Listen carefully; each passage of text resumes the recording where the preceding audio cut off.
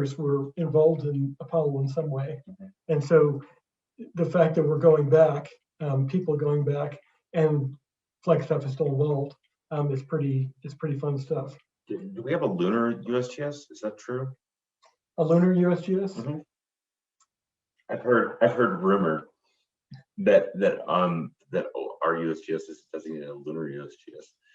I have not heard that term. It was, the original name was the astrogeology branch, because astrogeology was, that was the study of getting to the moon. That's what they were preparing for.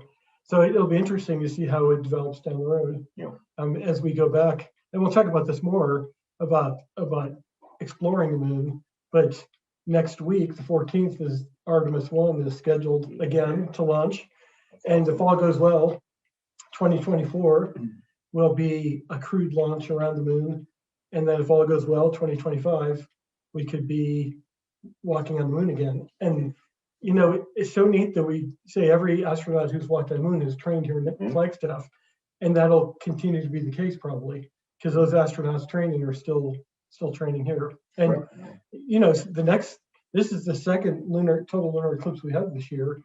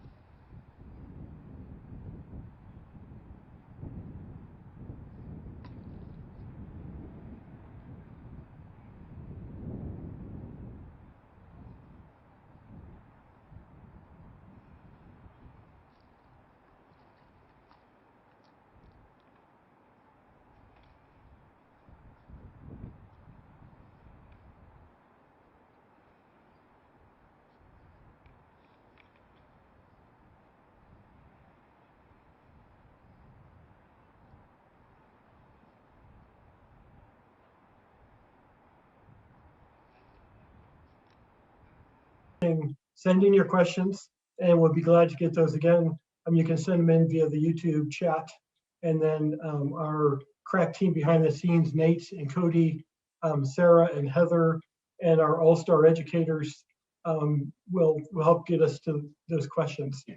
Hopefully, any questions you have from the videos, we can do deep dives into the particular things that you like the most. Yeah, so we want to make this as interactive as possible. And of course, I keep looking at my phone where I've got the image of the moon, and sometime in between we're going to have to actually step outside to see it, because it's just a fun thing to see. And a lunar eclipse is great because you don't need anything special. I mean, you have to be able to look up and see. You need clear skies, but otherwise, you just look up. You don't need special technology or anything.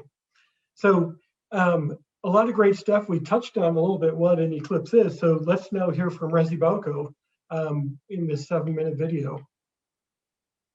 Hello, I'm Rezi, Public Program Supervisor here at Lowell Observatory, and I am here to answer the question, what is a lunar eclipse?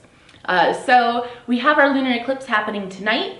We're moving closer and closer to it. As the moon rises, it's going to be moving into the Earth's umbra, the darkest part of the Earth's shadow. All right, so let's go ahead and jump on in. What is a lunar eclipse? Well, to talk about lunar eclipses, it helps to understand the phases of the moon.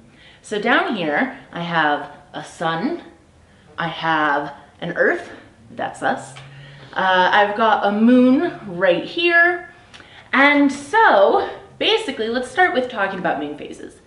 When I was a kid, I thought that the moon phases were caused by the Earth's shadow. Here would be like a round shadow. I thought, okay, you've got a crescent moon, here's the Earth's shadow, bam, beautiful crescent.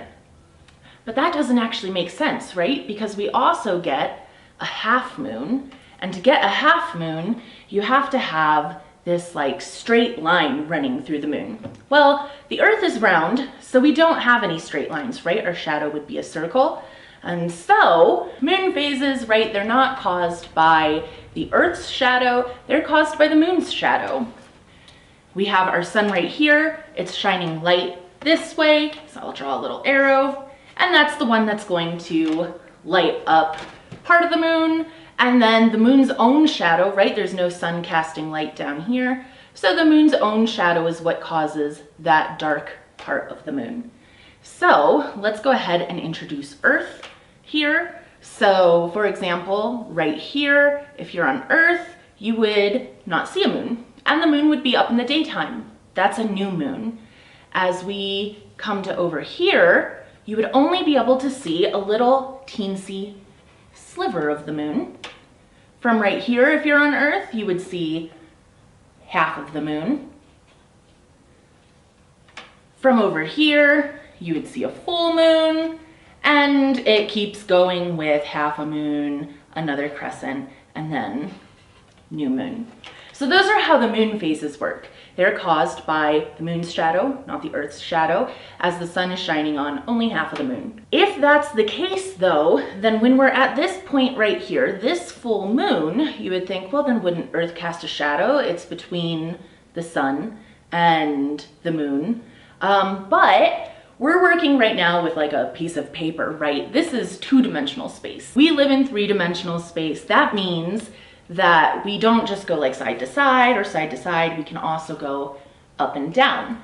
And this is what happens, right? The moon is orbiting around the Earth, it's making a little circle, but he's not orbiting on a perfect flat plane. If the Earth is up here a little bit, our moon is sometimes further up, sometimes it's further down, and it kind of circles more like this. So that means for our average full moon, the Earth is actually maybe up here a little bit. And so the sun is still gonna shine directly on the moon, light up the whole thing for us, we still see a full moon. Or maybe Earth's down here and the moon's a little bit up here. But when we get a lunar eclipse, they are on the same plane. They are on this exact same level, and that means that our sun light now does pass through the Earth's shadow does get cast on the moon. So this is then where we get a lunar eclipse as our shadow moves over that moon. Now, this is a dark circle, right? And you'll notice when we're looking at our lunar eclipse tonight that the moon doesn't just look dark, it actually looks red. So let's talk about where we get that red coloration. So our sun is shining light on Earth, right?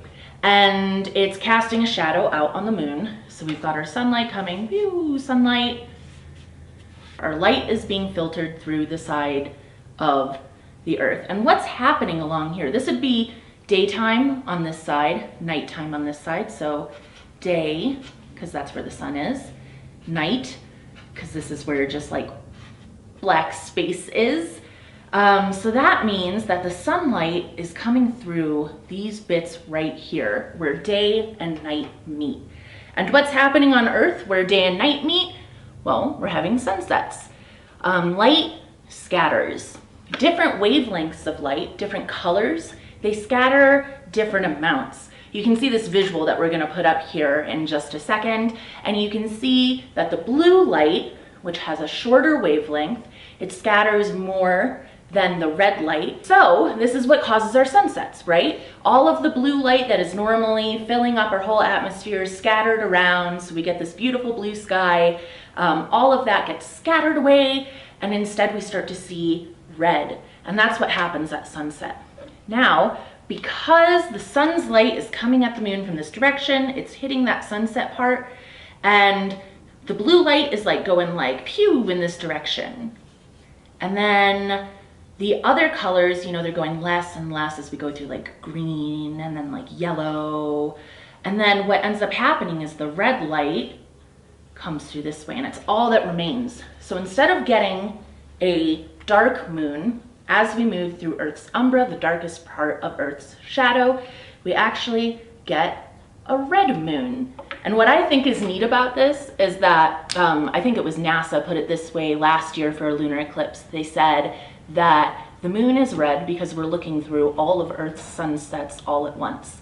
So not only are we looking at our own shadow when we look at this lunar eclipse, we're also looking at all of the Earth's sunsets, all of the Earth's sunrises that are going on at that moment, all at once, projected onto the moon. So that's where we'll get that red coloration.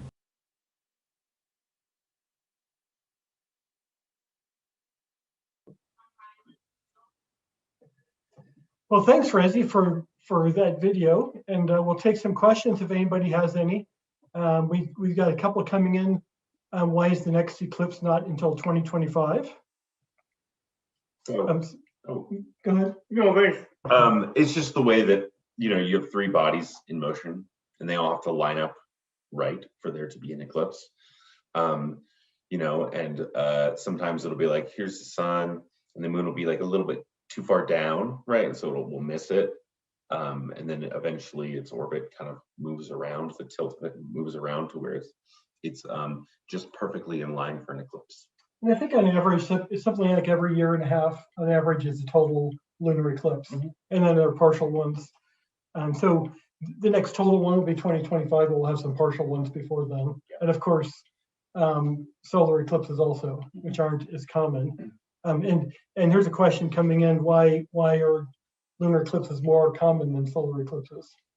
Oh, just because the moon orbits the Earth.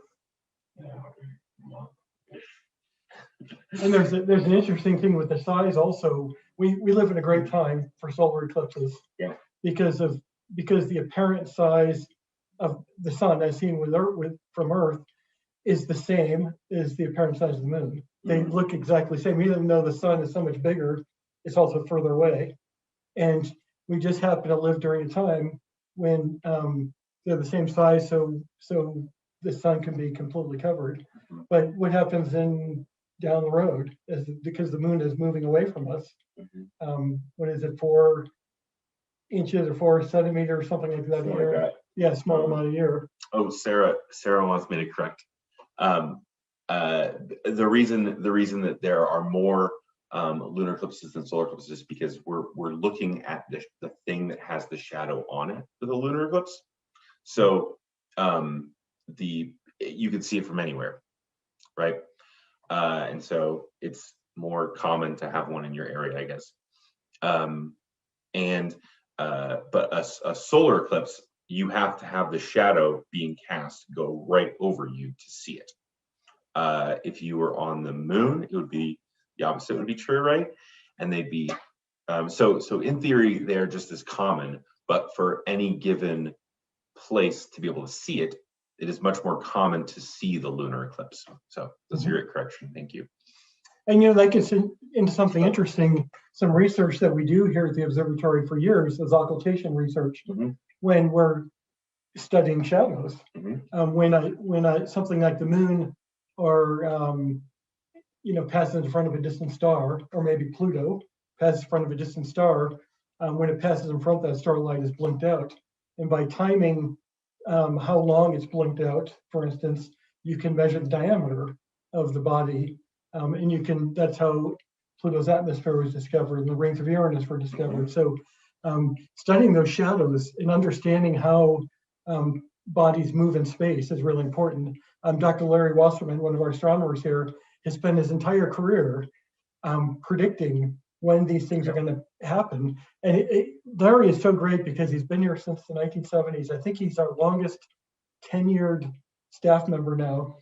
And he is such a computer nerd in terms of doing all these predictions, running programs and stuff. But he also is out in the field. He's been all over the world chasing shadows. Yeah. And it's remarkable. And he still does this. I went on one of those. It was fun. It's a blast. It was really cool. You basically hang out, go camping with a really cool telescope and time exactly when you see the shadow. And you're like, well, I did my part. And it's really like tiny. It's nothing. It's like a bleep, bleep, there, it's recorded. But then everyone gets their data all together. And then it's basically the pixels of an image. And then you could see the body moving in front and get a really good idea of the shape of it and all that kind of stuff. It was really cool. It was like, well, I've got my little timer thing, and they put it all together. It was really fun. You spend more time on the preparation than the actual so much more. And if everything isn't perfect, you spend a lot of time and potential money getting nothing. But it's really some great research going on there. So we've got a couple of questions coming in. One from Tiger Gilbert, Sunset Crater and how it's similar to the moon. So it's not super similar, but there's a weird history for it. So so Sunset Crater is a volcanic feature. So volcano goes boom, collapses a little bit. I think it's a collapsed area. Mostly Sunset Crater is. And for a long time, people thought that the craters on the moon were volcanic features. There were what's called calderas, which is the sort of like leftover, the collapsed, structure. Like, so what's the thing that you cook that collapses? If you jiggle, yeah. So they thought it was basically like souffle that collapsed. Right, and a lot of it has to do with they see these resurgent peaks. You might be able to see one in the view now, which is like a little mountain in the middle. And they said, well, that usually forms when a crater collapses, but there's still heat underneath. It kind of like still bubbles it up and it tries to rise again. The big ones you can see it on are like Tycho and Copernicus craters on the moon, but you can see it on top of them. But people thought for a long, long time that, okay, these are very circular craters. They've got this resurgent peak. If they were from impacts, they assumed they would have like these slashes from them coming in at different angles. They'd be, what do you call them, like oval shaped. But we now know that the lunar ones are pretty much all impact craters. We don't see any volcanic type ones like that on the moon. And the resurgent peak is just because whatever hit it so hard, it rippled the ground and kind of propped it up at the end. And the reason that they're circular is because we found out that when an impact hits, it's not that it's going bloop and making a little shape. It's penetrating the surface and then detonating, blowing this giant, perfectly spherical sort of detonation, which causes a little circle. And you know, that Tiger brings up a great point about Sunset Crater, because geologists in the 60s were saying the same thing. Mhm. And in fact, one geologist named Gene Shoemaker, among others, as NASA had declared that we're going to go to the moon, the goal was to beat the Russians. It was all political. It was the moon race, part of the bigger, the space race was part of the bigger Cold War. And so scientists, or so the NASA said we're going to go to the moon, and scientists like Gene Shoemaker said, wait a minute, if we're going to spend all this time and money to go there, and all we're doing is planting the flag and thumbing our nose at the Russians, what a wasted opportunity. We should do science. And if we're going to do science, we need to train these guys. And so Gene Shoemaker, again, was one of the pushers on this. He brought the U.S. Geological Survey astrogeology branch here in the early 60s. And in fact, in 1963, the next 9 group of astronauts that included Neil Armstrong and Jim Lovell and others, they came to do a test to see if it would be worth training, do geology training. And they went to Meteor Crater as an excellent analog to a lunar crater. They went to Sunset Crater for similar reasons, as well as to look at the volcanic rocks. Came up to Lowell. We'll talk about this stuff a little bit later. But Sunset Crater was really critical to preparing to go to the moon. And in fact, later on, the USGS built a simulated crater field. Based on images of the moon, they made a crater field that looked like lunar surface in terms of the craters. And the first field they made is now part of a registered landmark area that's protected. So Sunset Crater has played a really nice role with that. And it continues to, because the modern astronauts are still coming out and training in some of the same places. Go ahead. Well, you said, speaking of Tycho Crater, and then you mentioned thumbing your nose. I thought you were going to make a reference to Tycho's nose. Tycho's nose. Weird dude. Had a castle, not in castle times, and had a sword duel with some friends one night at a party, and cut his nose right off. And then he had prosthetic nose that he made of different, and depending on if he was meeting the unwashed or royalty, he had a different nose. Yeah. I think it was gold. He had a couple that made of different material. Real metal dude.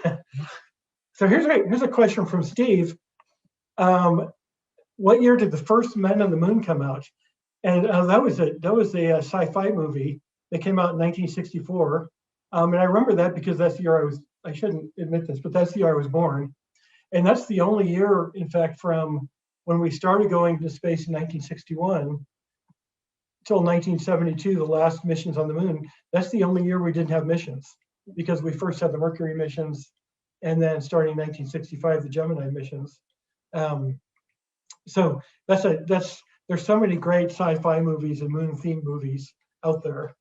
And I'll also mention that just a couple minutes at 2:50, we're going to take about 10 minutes, and just so you can look at the moon, and we're also going to take a jump outside and look at it ourselves, because we're seeing it on the screen, but we're kind of nerdy and we want to see the real thing. So we'll take a couple more questions before we get to that. Let's see, somebody's asking if we can see the eclipse in India. No, sorry, it's daytimey there. Yeah, it's just the location thing. Let's see.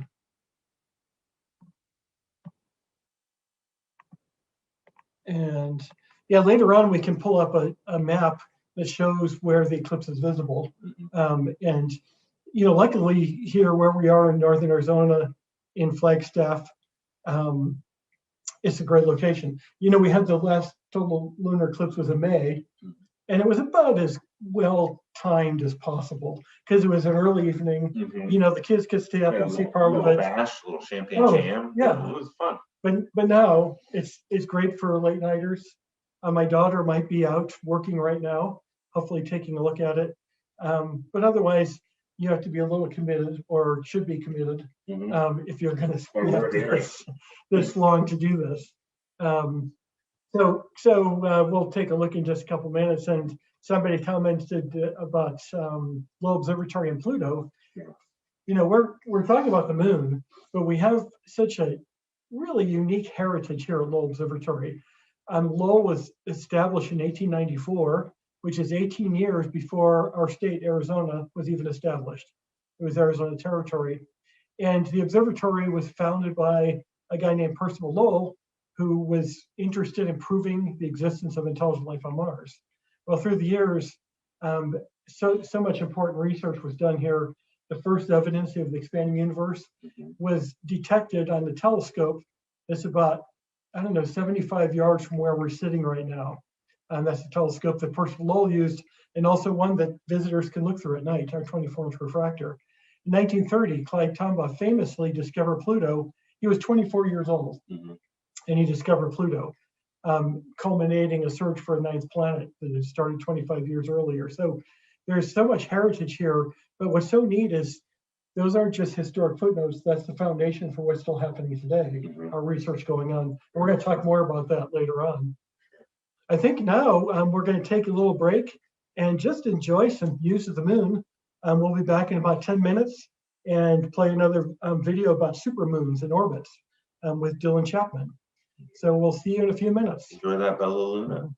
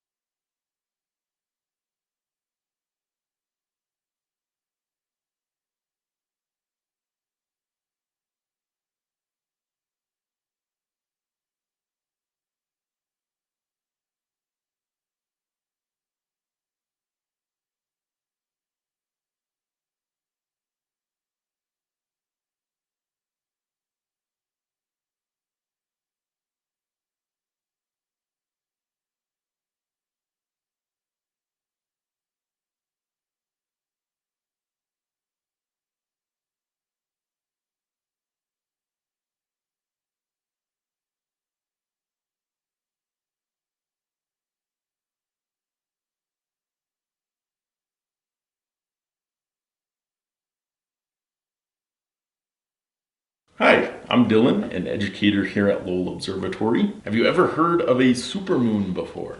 I'm going to talk a little bit about the moon's orbit and how it explains where this idea of a supermoon comes from. So what keeps us here on the Earth and the moon orbiting around it is gravity. The mass of the Earth warps space-time, kind of like a heavy bowling ball on a trampoline. And so this causes what we perceive as the force of gravity, drawing things towards it and allowing for orbits around it. The moon takes about 27.3 days to go around the Earth once, and this is known as the moon's sidereal period. It takes a little bit longer to go from full moon to full moon because the Earth is also moving around the sun, and so that comes in at just under a month at 29.5 days. The moon, as with most things in the universe, doesn't orbit in a perfect circle. Rather, it orbits in an ellipse. And so this means at one point in the moon's orbit, it's a little bit closer to the Earth, and at one point it's a little bit further away. At its furthest, the moon is about 253,000 miles from the Earth. This is known as apogee. And at its closest, the moon is about 226,000 miles away from the Earth. And that is known as perigee. So to put this into perspective, the moon on average is about 3 billion cans of beans from the Earth, but its distance varies by about 400 million cans of beans. And this animation shows that change in distance. It's also worth mentioning that all this is happening at a slight tilt. Sometimes the moon will be a little bit above or below how the Earth orbits around the sun. And that's actually why we don't have eclipses more often. So let's get this back to supermoons. Now, what causes a supermoon is when the full moon matches up with when the moon is at perigee, when it's at its near point. Because it's a little bit closer, it can appear slightly larger in the sky and also brighter, but despite its name being supermoon, the difference between a supermoon and any other full moon isn't always all that obvious. So let's say we wanted to see the moon as large and as bright as we possibly could. Well, there's a couple things that you could do. For one thing, the way that we see the moon in the sky actually changes depending on where you are on the Earth. Now, here's a picture of a supermoon when it's near the horizon and also when it's high up in the sky. And because of the Earth's rotation, bringing the second image a few thousand miles closer to the moon, it actually appears slightly larger. Another thing you could do is be near the equator, and the Earth isn't actually a perfect sphere. It actually bulges out near the equator, which would bring you slightly closer to the moon, further from the center of the Earth. All right, so now you know what a supermoon is, how to get the most out of one, and a little bit more about the moon's orbit. And I just want to say thank you to our members and donors for making all this possible.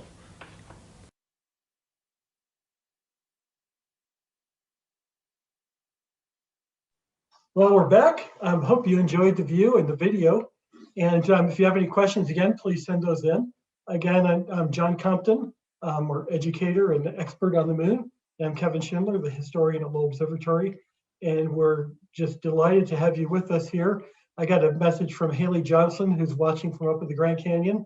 So thanks for tuning in and also taking a look. And Rich Bonner down in Cottonwood, also both setting up his own telescope, taking pictures, and also tuning us in. So thanks for joining us, and thanks to all our donors and supporters who make this sort of thing possible. Lowell Observatory, we're a nonprofit organization, and our mission is to communicate science. We do that through research, through our outreach programs, and it's a partnership. It's a partnership with donors, with community, a Flagstaff community, with the science community, with the informal science. We have a lot of different partners, and it's really a thrill to be able to work with so many different groups. So thank you for your support, and thanks everybody for joining us. And also, if you're watching, sometime during the broadcast, take a minute and send in a comment. Let us know where you're watching from, because we know we have several thousand people tuning in right now. But it'd be interesting to see where you're watching from. So we're gonna chat a little bit. We're getting kind of excited here because totality is only 11 minutes away. So we're gonna chat for a little bit, and then we'll take a little break as totality starts. So let's until then, let's take some questions. Here's one. What's in the media? You've probably seen that this is called the beaver moon, or the beaver red moon, blood red moon, different nicknames. So let's talk about what that nickname, the beaver moon, means. So I don't know about the beaver moon itself, but I do know that you know, each full moon has a different name because it was used as an early calendar system, right? And a lot of times they are associated with the names are associated with things common for that month, I guess. You know, there's it's not coincidence that there's roughly 12 full moons, roughly, and that many months, right? It was used as an early calendar system, just like the zodiac was used as an early calendar system. Either people that were lunar centric or stellar centric when they were kind of figuring out these things. I feel like the full moon is easier to track for me because you don't have to be up at night. You can see like, hey, it's going through its phases. It's new moon. It's you know, waxing and waning, and then you can sort of guess, hey, that's when the full moon will be. Do you know why specifically beaver though? Yeah, well, like you were saying, that each one has a specific one, and it kind of has to do with something that's happening that month. Like the harvest moon in October is harvest time. The beaver moon, there's a couple different ideas of what that comes from. One is that it's when the trappers would set the traps for the beavers, or also when the beavers are most active before winter sets in. So it has something to do with activities of beavers. So it's just a general nickname. It's not scientific. It's part of the culture, and how people have looked at the sky to tell time and associate with seasons and things like that. So like a lot of things, that, you know, the moon has so much cultural history that, and those names really refer to that. Here's another question: is the moon bigger than Earth? No, it's like a quarter the size. It's like that apple compared to your face. That's but a lot farther away. People think that the moon is like, it's like, oh, here's the Earth and then here's the moon. No, they're really far apart. If they were to scale of like your head and your fist or an apple, it'd be like across the room. Like that's about the diameter of the United States. You contiguous to the United States, roughly. And Pluto, by the way, is about half that size, roughly. And so, you know, we think about, you know, Pluto being discovered here, and for years, Pluto was a dot. That was about it. The best telescopes, all we could see was a dot, because relative to the other planets, it's smaller, a lot smaller, and also it's further away than the others, so it's just a dot. In the 1990s, a Lowell scientist named Mark Bowie was one of the lead authors on creating the first maps of Pluto. There were just kind of dark and light areas, the albedo changes. But not till New Horizons went by in 2015 did we see Pluto as a planet in terms of how it looked with the heart shape and everything. We missed one question that I had set up a callback for. Someone wanted to know if the moon will be blue. No, a blue moon is just what you call when you have 2 full moons in the month, because it's not exactly 12 full moons. And I believe the blue in it just comes from like the same reason, like a blue ribbon moon, you know, like that kind of thing. Like that's that special bonus moon that you get. I just thought it was fun. So I was like roughly 12, and then we skipped it. I was like, no, people are gonna think I'm a shark. So here's another question: is it true Saturn will be seen up close also? And not like the moon. Are we at opposition? No. Well, we're when Saturn is roughly close, this opposition was a month or two ago when it was closest. but Saturn on average is 880 million miles away. Jupiter's half that. The moon is 250,000 miles away, 240,000 miles away. So the moon is always going to appear the biggest of anything in the sky of the bodies. Yeah. Mars gets closer and further away, but Mars will never, contrary to the August, 2000, news report that came out every August that Mars was going to appear as big as the full moon. That just isn't going to happen. It'll be closer than on average sometimes. It's still going to look like a dot in the sky. Yeah. So Saturn will be closer, and it might, sometimes it'll appear a little brighter, but it's still going to be just a point of light. And do you know that when the moon hits its stable, when it stabilizes, like we know that it's moving away from us, but that will slow down and eventually reach an equilibrium. And at that point, the moon will be a tiny little dot in the sky. It will not be very big. So enjoy it while we got it, folks. Yes, right. So here's a question from Cecil. How does the moon affect the human body? I think it mostly affects it with like circadian rhythms and things like that, like and the light. I know that the tides, I mean, our bodies are mostly water. We're basically just bags of water and bones and stuff. I know, doctor, but I don't believe that the gravity effect you can, like, it's noticeable. You do get these big tidal bulges, but a lot of that is from the lack of the moon as well, like the lack of gravity from on the far side of the Earth from the moon. So I don't know if it would have too much effect on the. No, I mean, gravity is everywhere. Gravity affects everything. It's constant field, right? So it has some effect, guaranteed. But is it noticeable? Not to me, not day to day. Here's another one. Here's a good question from Little Cloudy.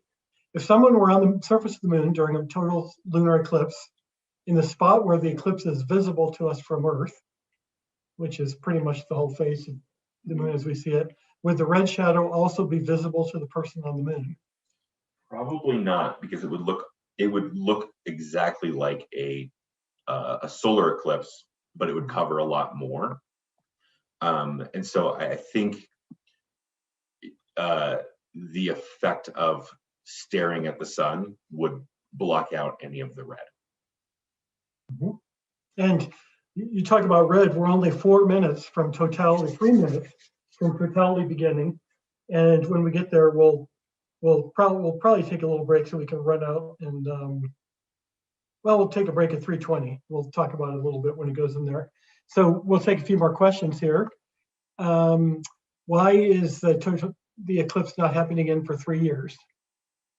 And we'll talk about these as our viewers change. We'll answer these questions, sometimes the same question throughout the night, but it's good to revisit that. Why we had one earlier this year in May, but we don't have another one, total lunar eclipse, until 2025. Yeah, you have to be in a very nice, perfect line with the Earth, Moon, and Sun to make it work, or the other way around as well. They have to be lined up perfectly, and their orbits aren't always perfectly lined up. And when they come back around and they have to be in the right spot, then we get them. So you got a lot of great questions coming in. We'll get to as many as we can right now. Why is the moon so bright? It's being blasted by sunlight. It's actually pretty dark. It's the color of asphalt. But the moon is shining extremely, or the sun is shining extremely brightly on the surface. And here's another question about size. Is Pluto the same size as Mercury? No. And no, we'll go no. We're just mentioning how Pluto is the smallest of the traditional 9 planets, and it's about half the diameter of the United States. To give it, yeah, so it's a fair bit smaller. Here's a question: what's the supermoon? Supermoon is when the moon is also it's basically as close to Earth as it's going to be in its orbit, so it looks bigger by a measurable amount. And here's a question about Saturn's rings. Are they made of moons? It's made of ice, and they're going away as well. So they're transient. The fact that I think is cool is they are newer than the Appalachian Mountains, and they will be gone before the Appalachian Mountains are gone. And it's interesting with the rings of Saturn, because they're these ice balls and they're mixed in. There's at some point, what do you call a moon? It was just a chunk of ice. Yeah. And it's how do you define it? But if you were to look at Saturn's rings, they extend from one end of the ring. If you extend it to the other on the other side of the rings, like if this was Saturn's rings, Saturn's in the middle, from one to the other, that's about 3/4 of the distance to the moon. And yet the width of the rings is only half mile. Yeah. So very thin layer. Let's see. Couple more questions So here. Lost Planet Numuru, check out the podcast Star Stuff, where we talk about interesting theories. Here's a good question. That's good for us to remind ourselves about. Can we watch the lunar eclipse with the naked eye? And that's a great question because we think about solar eclipses, lunar eclipses. Is the moon going to be too bright or not? Whatever. You can look at the moon anytime with the unaided eye, with the naked eye. It might be kind of bright. It might be a little bit bright to look at, like looking in the headlights of a car when it's really bright, but it's okay. The sun, on the other hand, you should never look at the sun. If it's a solar eclipse, the only time you can look is when it's completely, totally eclipsed. But if it's partially eclipsed, you don't look at it because you're going to damage your eyes. So it's okay. It's okay to look at a lunar eclipse. You're not going to do any damage or anything like that. I think we're reaching into totality now. Yes, we should be at totality right now. And so for the next hour plus, go take a look at the moon, because it's going to appear. It should appear. We haven't seen it yet, but it should appear nice and kind of a reddish color. And so we'll take a few more questions as we're getting views of that. And then at 3:20, we'll just take a break and just let everybody just go and enjoy. So we're just kind of scrolling through more questions here. As the moon gets farther away, won't it eventually leave our orbit? No, and I kind of talked about it a little bit earlier. It will reach a stable point where it's it'll actually be fully tidally locked. There will be no wiggle anymore, and it'll be pretty far away, and it'll be pretty far in time from now. So Yeah. You got some time to enjoy it. And thanks to Sarah Bircher and our entire outreach team, education team, for getting us the telescope views. Sarah was just commenting how when we've been leading up in partial eclipse, sometimes it's hard to get a good view because the camera is going between the brightness of the moon and the darkness, and so the exposure can get kind of funky. But once the moon's in eclipse, it's just this consistent reddish hue. Mm-hmm. It's not real bright in one area, real dark, and so except for clouds, the views should be real consistent that we can see.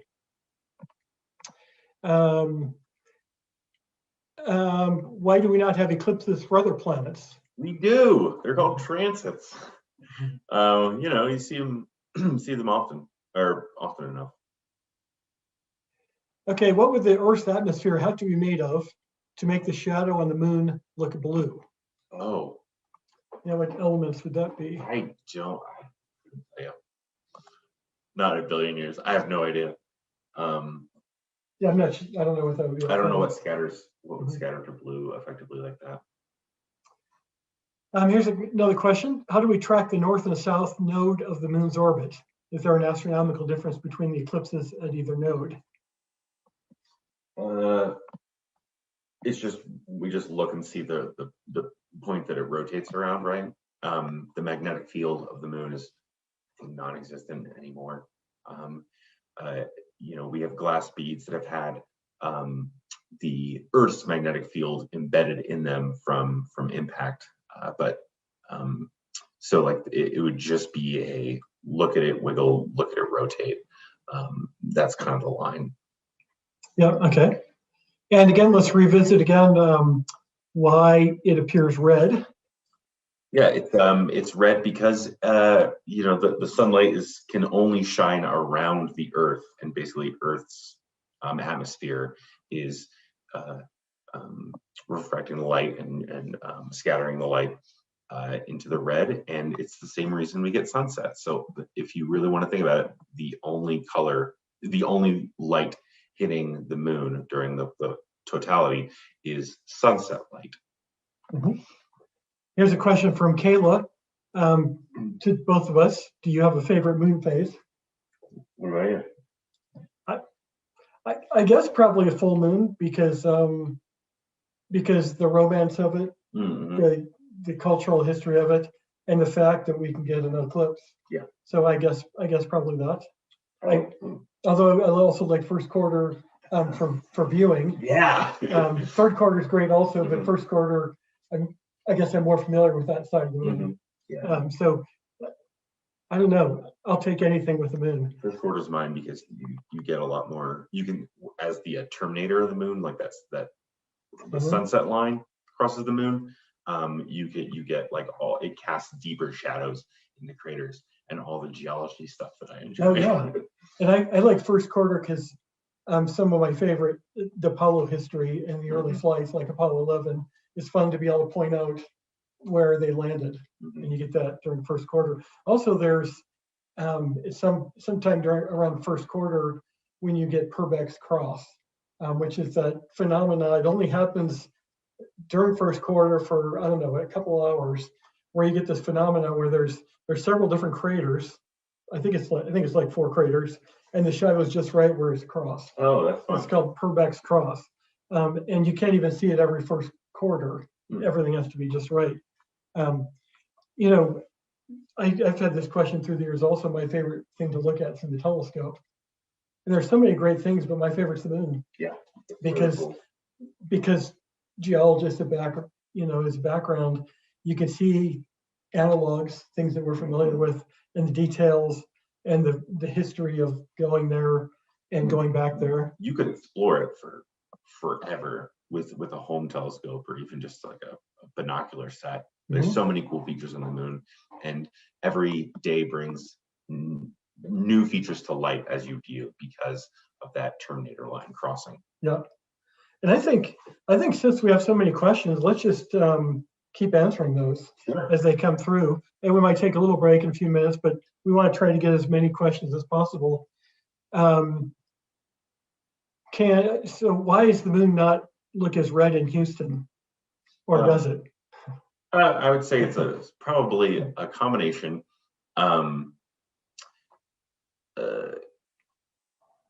You know, we've got a little bit of enhancing of our with the telescope, right? It's going to be able to see a lot more than your naked eye can. I don't think smog has much to do with it. I think there might be some effects from like light pollution in general and just humidity. So it's not necessarily the geographic location; it's local conditions. Yeah, that might have something to do with it. We've been pushing dark sky stuff since Percival Lowell basically got here, you know. So. And I just put on my Houston Astros hat in honor of Cody, who's managing all the operations here, our marketing manager and guru.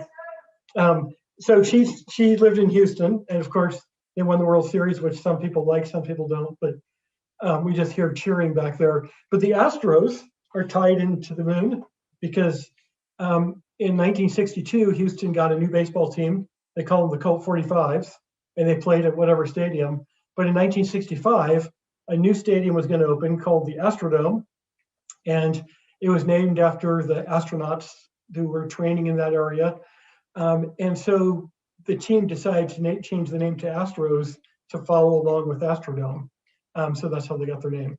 And that's why Cody was cheering just a minute ago, because of the Astros. The lone Aster. Yeah. Let's see. Here's a question from Laura. Was there a meteor shower this morning or last night? There was some minor I think, the tail end of a minor shower. The next major one is the Leonids later this month, and the Geminids are in December. And there are several minor meteor showers also. And I'm not sure if we were on the tail end of one of those. We can look that up. Here's a fun question. What's the ratio of moons to planets in the galaxy? Oh, it's way off. Just because of Saturn and Jupiter, I mean, we're looking at. Yeah, that's it. Maybe 1 in 10, 1 in 20, something like that. And you know, we could just, even if we just look at our galaxy, I mean our solar system, because you know, we don't know if our solar system is typical or not. Up until just a few years ago, we knew of one solar system, a star with 9 planets, 9 traditional planets.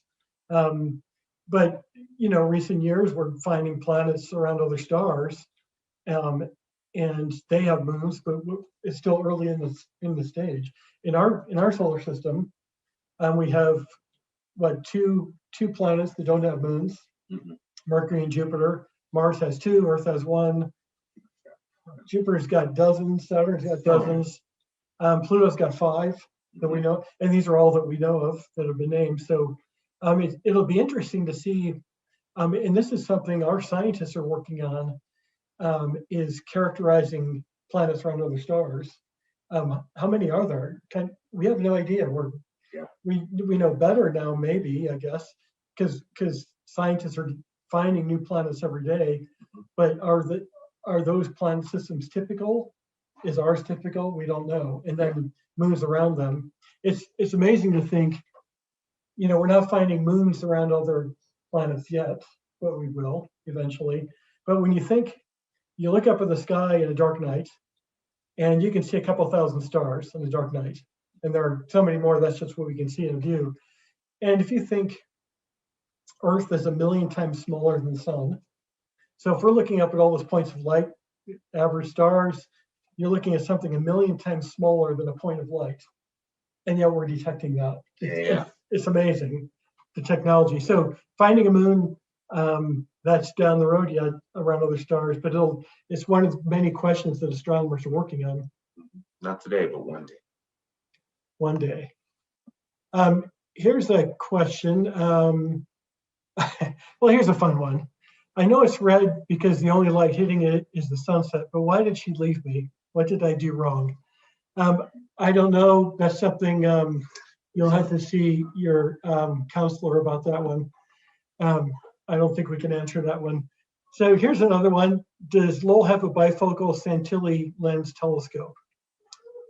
No, not that I know of. I don't think we have anything like that.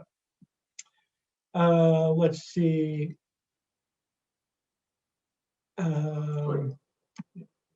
Will it be brighter? Will the brightness of the moon change? The redness, will that get brighter or dimmer as we get toward maximum, you know, the middle of the eclipse? I think that's what that's referring to. Total eclipse.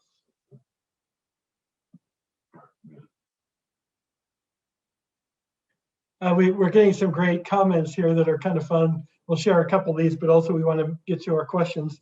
And in 2 minutes, we're going to, oh no, we're going to just keep chatting here because we have so many good questions. So what influences the speed of a lunar eclipse? And I think that's just, you know, the speed of the shadow moving across. Yeah. I would say distance.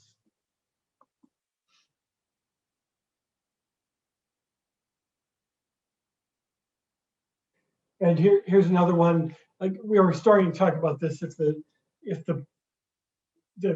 the total eclipse moon as is red, is it going to get brighter or not? And probably not. I mean, I don't think that'll change. It'll be probably consistent with it. It's not like, I mean, it's completely eclipsed. It's completely in shadow. Right. So it's not like it's the darker part of it. Yeah, the darker. It's all of that. Yeah. Let's see. How much of the Earth's shadow Yeah, gotcha. Oops. Oh, here we have Jude watching from England. Thanks for joining us. And maybe a good time to refresh. How does the lunar eclipse happen? As we're getting our view right now for the next hour and 20 minutes or so. The lunar eclipse is formed basically by the Earth making shadow puppets on the moon, right? So you get the sun and it's shining its light very brightly, and it's resolving as very straight lines of light, and then the Earth is in the way, and it happens to be shining those direct light, makes that very, very nice pronounced shadow on the moon as they kind of like line up. Okay. Here's a question from Darwin. Can someone tell me why the eclipse for me is not visible yet, but the moon was just out? Now it disappeared. I guess it depends on where you're located, because not the entire world isn't going to be able to see it. There's a certain path that is going to be visible, plus we get into daylight also. Here's a question: is this the best it will look right now? I guess that's a relative question, Yeah. but I'm not sure. I don't see the feed right now, but if it's cloud free, where you're viewing from, or if you're looking at ours, it probably will be. It probably isn't going to get better or worse. It's going to stay like this until whatever time, 4:41 is when totality ends. So yeah, there's keep sending the questions. Let us know where you're watching from. And again, we'd like to thank our sponsors and donors and viewers for joining us. Sharing astronomy is the core of who we are here at Lowell Observatory. Our founder, Percival Lowell, said, what's the point of doing science unless you share it? And as he termed it, he said, make people co-discoverers. And he did that by giving public lectures, by writing popular books, by being in the newspaper. And we do that today. Our scientists share the results of their research via scientific papers, and by doing public talks, and by going to professional programs. And sometimes the story will share it via media to share it with the world. Our educators share it with on-site programs. Before COVID, we were getting 105,000 visitors a year. And because of that, we are kind of bursting at the seams. So in 2 years, we're opening our new Astronomy Discovery Center. And it's going to change everything dramatically. There's going to be so much more of what we can do. Phase one of our expansion for our public was opening the Giovanni Open Deck Observatory, which is an instant star party. You roll this building back, and there are 6 telescopes. In fact, one of those telescopes, a 5.5-inch TEC,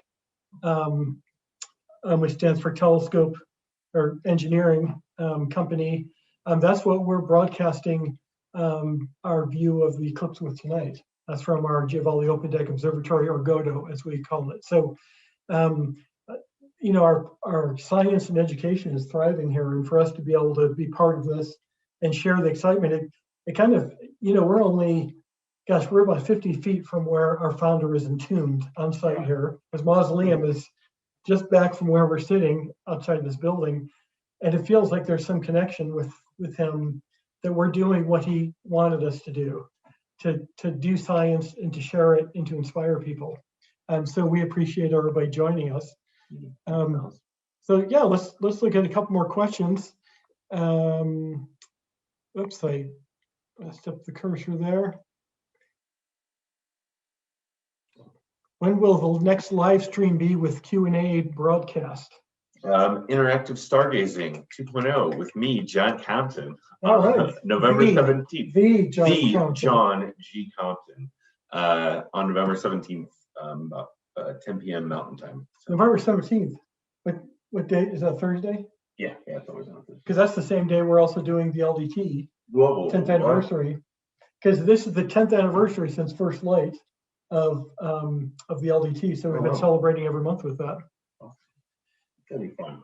Hang out, bug me on stream, ask me lots of questions, and send me all your corrections in the Discord.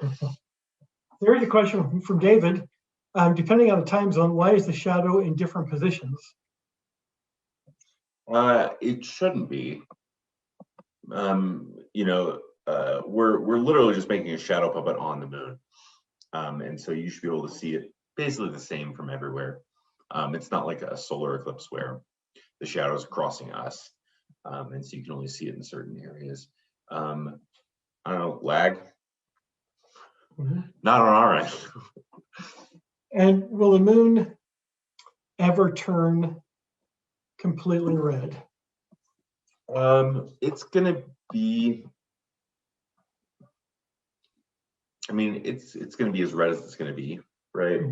I don't think it's gonna be like crazy red. Like if you see the pictures where it looks like red, someone bumped that around in Photoshop later. Yeah. You know, there's definitely a red tint to it, and it is very distinct. But unless you're moving some sliders around, it's not going to look like the color of an apple or anything. There are a couple of questions about kind of the physics of eclipses and how they happen. Is there anything abnormal happening in our atmosphere when eclipse is happening? I don't think for a lunar eclipse, at least. You know, sometimes you get effects from a solar eclipse because it makes it a little bit chillier. Right, and that kind of leads to the next question. Do some eclipses somehow cause cloudy weather? Lunar eclipses, no, but like you said, with solar eclipses, the sun is being blocked out, so the temperature will dramatically drop, noticeably drop, and you sometimes will get some condensation, some clouds forming.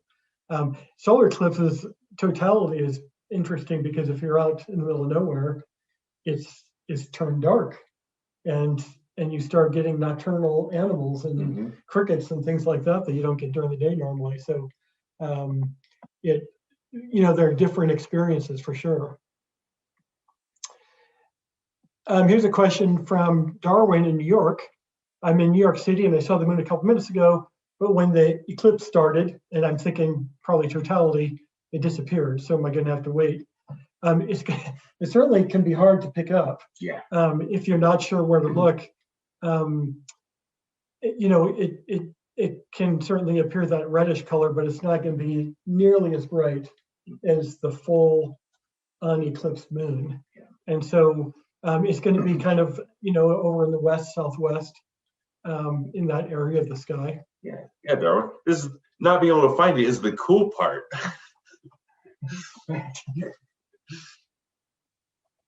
All right, in just a couple minutes, we're gonna go back to play another video. It looks like the next one is talking about the moon and tides. No, am I in the right time? I might be, yeah, moon and tides. So we'll go back to that in a couple minutes. And we're just still plowing through a lot of questions. Let's see. A lot of questions about it. I don't know if you want to see it. Yeah, it'll pop back out.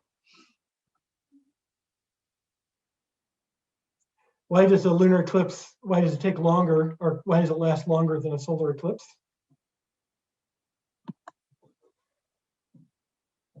I don't know. Let me think about it. Well, it's the size of the shadow, right? That with a solar eclipse, it's just a very small shadow, and the lunar, it's the moon's shadow as opposed to the Earth's shadow. That makes sense. Yeah. So we have one more minute, then we're going to go to our next video by Matt Leidy about the moon and its tides. And so let's just take one more as the meteor shower tonight as well. We're thinking there's not a major one going on right now, but the next major one is going to be November. So we'll stop taking questions for a minute, and we'll go to this video about tides, and then we'll come back and take some more questions and talk about some other stuff going on here at the observatory. So we'll be back in just a few minutes.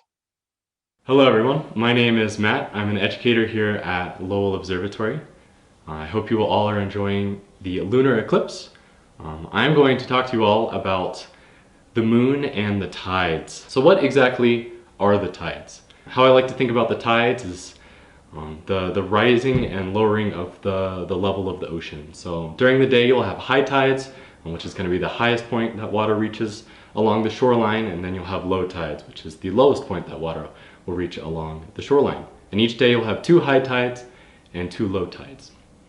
Now what exactly causes these tides? What causes the water to move like this? Well, the main contributor is the moon, specifically the moon's gravitational force on the Earth. So if we look here, we can see these arrows on this diagram. These arrows represent the gravitational pull of the moon on the Earth. On the side of the Earth that's closest to the moon, there is the largest gravitational pull, and we can see that with the largest arrow. And as you move away from the moon, the arrows get smaller and smaller because the gravitational force of the moon on the Earth gets smaller and smaller. Now if we go ahead and insert the tidal bulges, we can see that on the side of the Earth closest to the moon, there is a tidal bulge. And this is because the gravity is stronger, so the water gets pulled to the moon. So you end up with a bulge of water. And this is going to be one of your high tides. Now on the opposite side of the Earth, there's actually also a high tide, which is kind of counterintuitive, and it didn't make sense to me at first. There's a couple of ways you can think about it. How I like to think about it is the moon is kind of trying to stretch out the Earth. Since it's pulling on different areas of the Earth with different strength, one of the results is that the Earth is going to get stretched out or elongated. Now what this means is that you end up with a bulge on the side of the Earth that's closest to the moon and a bulge on the side of the Earth that's furthest away from the moon. Another way you can think about it is the gravitational force on the far side of the Earth is so weak that the water doesn't really move. It doesn't really experience a force that would cause it to move, so it kind of just stays there and you end up with a high tide. Now, the moon isn't the only thing that exerts a gravitational force on the Earth. We also have the sun, the object that the Earth rotates around. And since the sun exerts a gravitational force on the Earth, you end up with tides from the sun as well. So I'm going to go ahead and insert the lunar and solar tides. Now, since the sun is so far away, the tidal forces from the sun are about half as strong as the tidal forces from the moon, so you end up with tides that are about half as high. Now, we start here in third quarter. In third quarter, the moon and the sun are not aligned, meaning that the tides don't line up. In this case, you're going to end up with neap tides, which is going to be when you have the lowest high tides and the highest low tides, because the tides of the sun and the tides of the moon are not lining up. Now if we continue through the lunar cycle and we end up at new moon, now the moon and the sun are lined up. And when these two are lined up, the tides are lined up. This is when you're going to end up with spring tides, which is going to be when you're going to have the highest high tides and the lowest low tides. If we continue through the lunar cycle, next up is first quarter. We're once again going to have these neap tides where the two tides do not line up. And then we end with full moon where the tides are lined up once again. And this is where we're at right now. So if you were to go outside tonight, or if you were to study the tides over the course of the next day, you're going to have the highest high tides and the lowest low tides. Now let's get into something called tidal slowing. As the Earth rotates, it actually brings the tidal bulge with it. So if we play this, we can see that as Earth rotates, it rotates the tidal bulge away from the moon. Well, the moon doesn't like this. The moon wants the tidal bulge to be lined up. It applies a corrective gravitational force, trying to pull this bulge back to being aligned with the moon. And this gravitational pulling actually pulls against the rotation of the Earth and slows it down. Every day, this tidal slowing slows Earth's rotation by about 500 billionths of a second. In order for it to slow the Earth's rotation by a single second, you'd have to wait 50,000 years. So not something we're necessarily going to note, but it is a cool phenomenon caused by the moon's gravitational effect on the Earth. I want to thank our members and donors for making videos like this possible and live streams like this possible. So thank you. Thanks, Matt, for telling us about tides. There's something else we want to talk about today because we have so much programming going on at the observatory, and we have so much fun doing this. And if you love these kind of programs, we also this past year started a podcast by the one and only Cody Halfmoon, who is the head of our marketing department, and also the Astros fan. And she started this with the help of educators, John, and a whole slew of educators have helped out. And it's been so popular that we're going to do it a second season because we're, again, being able to talk to people about astronomy. It's not just science, but there's a lot of cultural stuff. We talk about movies. Yeah. Not, certainly science, but also other things, astronomy in everyday life, science in everyday life.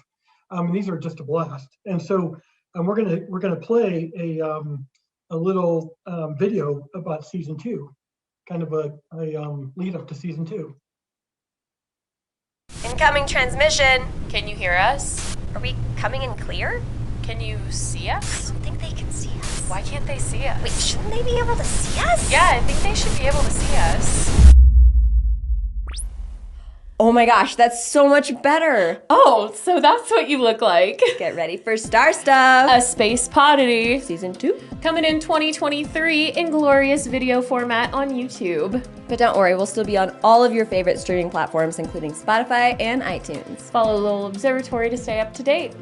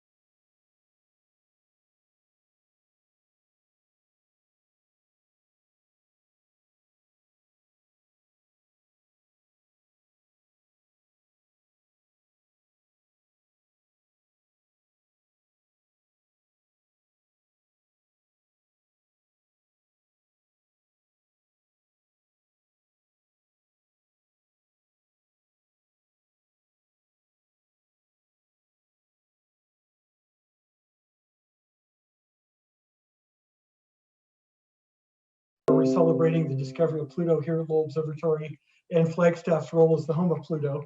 And so Don Johanson, who discovered the fossil hominid Lucy, which is also the namesake of the Lucy mission, in which we have scientists involved.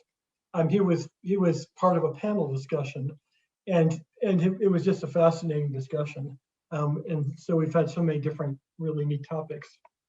So let's take a few minutes for questions here. Is the moon still volcanically active? No. That's it? It's just not. I believe it's minorly. You get like moonquakes up there, and that's actually how we know a lot about the subsurface of the moon is by doing geophysical surveys when people were up there, and using those moonquakes to kind of like see what happens when the seismic waves. Bless me. Those little seismic waves. As the seismic waves go beneath the surface, we can map the subsurface, but it's no longer geologically active, and it's no longer volcanic for sure. And that's an interesting thing because back in the 1960s and throughout past decades, there were occasionally people looking at the moon that observed what looked like color changes and maybe some sort of activity. They were termed transient lunar phenomena. And in fact, in the mid-60s, there was a moon mapping program going on at Lowell Observatory. Starting in 1961, the Aeronautical Charts and Information Center, which is a branch of the Air Force, the mapping branch, they were here at the observatory using the 24-inch refractor to create these exquisite lunar maps. And John, we've got one over here. Let's hold one of those up. Yep. So they were making these exquisitely detailed maps of the lunar surface. And here's one right here. And these were all done by scientists working with artists. Artists would have basic images of the sky and then sketch in the details using airbrushes. And if you use these maps, compare them to modern views of the moon, they're so accurate. And they made them even to have a shadow at a certain angle, the angle that the astronauts would be flying at when they got to the moon. And so this moon mapping was going on in the 60s here at Lowell. And during that time, on a couple different nights, some of the observers, Jim Greenacre, Ed Barr, they were observing with the Clark and noticed some of these green flashes, green color changes, and reported them as some sort of transient lunar phenomena. And one theory was maybe the moon was erupting, maybe there's some sort of activity, but it wasn't. So, there's a lot of things, when you're observing, there's a lot of things you can't explain right away, but then you learn more and understand. So let's get some more questions. Would the moon be red on the surface during the eclipse? Probably not. I mean, to a very, very small degree. But you wouldn't be able to notice it for the same reason that you shouldn't look at the sun during an eclipse, a solar eclipse. It's because it's sunlight and it'll burn your eyes out.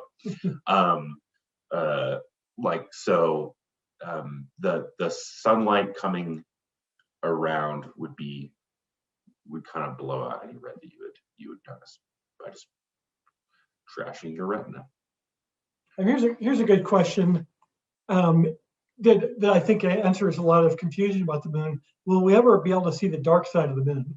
And that's a good introduction to dark side, calling it dark side versus the near side and the far side. Mm-hmm. The dark side of the moon is called the dark side because it's radio dark first. It's basically so the moon is tightly locked to us, where the same side of it kind of is always going to face us. There's some wiggle room, but as the moon gets farther away from us, that will stabilize and it'll stop wiggling.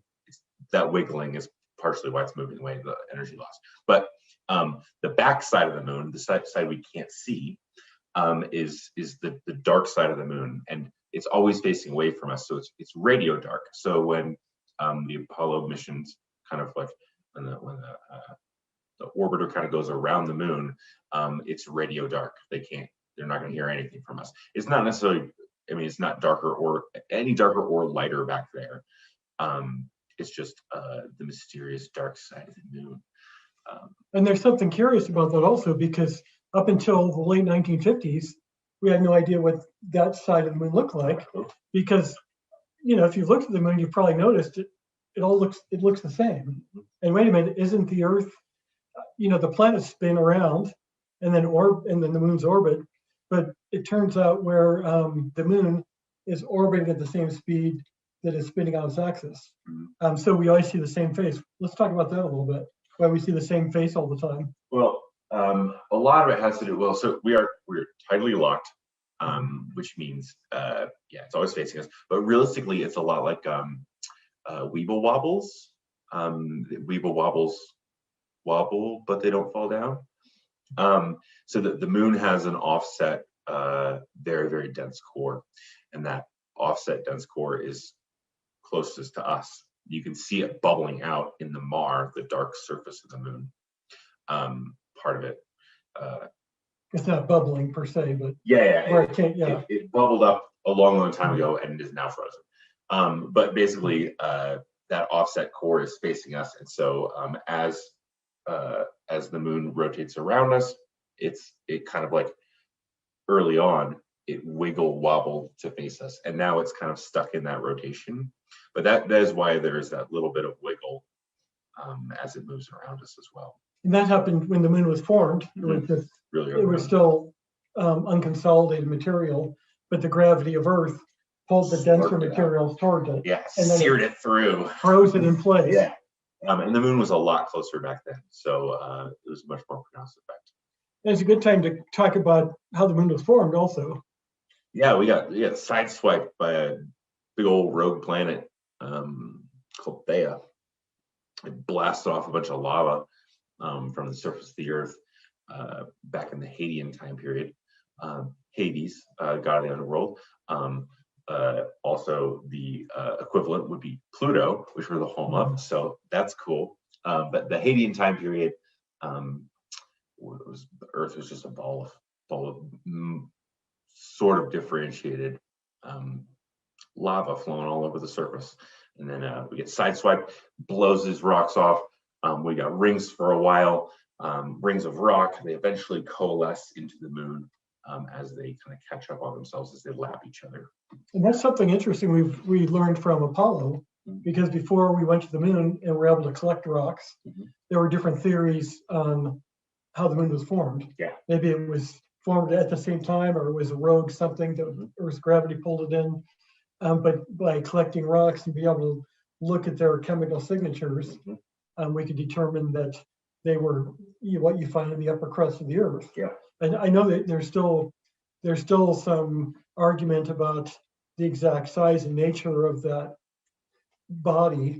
That is being debated. But again, to me, one of the things we learned from Apollo, learning how the moon was formed is basic to understanding our solar system and how we got here and the origins in general. So it's good to be able to get to the bottom of those things when we can. Well, with the moon being a piece of the Earth that came off, we can, and it is frozen, no longer geologically active. We can learn a lot about the Earth from it, which I think is fun. Here's a question: are there any cameras on the moon to record the solar eclipse? I don't think so. I think there's some busted ones. Yeah, they just left there. I think the best thing probably, there's still scientific equipment on the moon that's still working, detecting moonquakes and such. But I think the closest thing would probably be the moon orbiters. But I don't think that they would be looking out; they're looking down. And I don't know how their cameras work, but they probably wouldn't be pointed this way. Let's see. How wide is the Earth's shadow by the time it reaches the moon? I feel like it's about the size of the moon. I feel like it's pretty close in size, and we're sort of at that. We talked about that like perfect time period right now where we're in, where they sort of like match up in size, in like angular spread, like apparent size. Before the moon was a lot closer. And so like during a solar eclipse, it would cover a lot more of the sun. But as the moon leaves, that will get smaller and smaller until it'll look more like a transit. And so the same one could be said for Earth's shadow on the moon, that it'll start to cover more and more. The shadow will appear bigger and bigger on the moon. Okay. And it looks like we're in just a couple of minutes, we're going to watch another video. This one by Juan Ruiz, talking about the surface of the moon. My favorite. Yes. Well, you talk about surface, you're talking about geology. Yeah. And the topography, the geography. So there's so many things to talk about. And then after that, we're going to take a break. Just have an eclipse view until 4:20. And so Juan, just an outstanding educator, one of many outstanding educators here. And so we're going to be excited to hear from him. So let's take a couple more questions before then, and then we'll go to John's video, and then we'll take about 15 minutes and just do an eclipse view. So let's take one or two more questions. Let's see.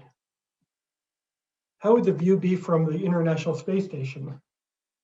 So from the International Space Station, they would still see the eclipse, the lunar eclipse, just fine. Because the moon is a sphere, maybe a little. No, you won't. It'll look basically the same. Yeah. Probably a lot clearer. Clouds. And that you see the astronauts they've watched eclipses from the space station before and gotten pictures of it. Mhm. You know, you imagine. I mean, they're not that far up there, but it's a different view. You don't have the atmosphere to look through. You don't have to worry about clouds and that sort of thing. Everyone thinks about the ice as being like way out there, but it's really close. Yeah, it's not that It's far like up there. really, really close. It's just whipping along. Yeah. All right. Well, let's play Juan's video about the surface of the moon, and then after that, we'll just go into a break until about 4:20, where we can just enjoy views of the moon. Hi, how's everyone doing? My name is Juan Alberto Ruiz, and I'm an educator here at Lowell Observatory. And I'm going to talk to you about lunar features today. So the way we have observed the moon has changed drastically throughout human history. Whenever you look up and see a full moon with your naked eye, you can clearly see lighter and darker patches across the surface. Cultures from all across the globe have seen things across these contrasting surfaces like a man or a face or even a bunny. But the lighter patches are what we refer to as the lunar highlands. This is where you tend to see the most craters. The crust is the thickest in these areas and tends to be older than the darker patches. The far side of the moon is covered with craters in the areas we also refer to as highlands. The biggest moon's craters can be found on the far side. It is known as the Icon Basin with a diameter of 2,500 kilometers and a depth of 12 kilometers. The dark patches are known as the mare, and that is Latin for sea because at one point in human history, we actually thought the moon was filled with liquid water. We now know that mare are some flatter, smoother areas on the moon, and it's filled with a lot of basalt. Now, we think that this area on the moon is a lot thinner compared to the crust on the highlands. So we believe that these giant impacts from meteors and comets actually broke through the crust into the mantle, and all that molten rock, the magma, actually erupted towards the surface and completely filled the near side of the moon with magma, which eventually cooled off and left us this flat, darker areas that we refer to as the mare. These areas are younger than the highlands, and that is why we tend to see less craters. Remember, the moon also does not have a magnetic field or an atmosphere. So these areas are also younger because we believe that they have not been exposed to the sun as long. So they are not as sun bleached compared to the highlands. Some of the easiest features to see on the moon are the Tycho, Copernicus, and Kepler craters. You also want to look out for those notable mare like the Sea of Tranquility where the Apollo 11 mission landed, and others like the Sea of Crisis or the giant ocean storms. The moon also has valleys and mountains very similar to those what we have here on Earth, but the thing is that the moon does not have plate tectonics. We believe that these mountains were formed from these giant impacts that actually lifted up the crust towards the surface and gave us these huge mountain ranges.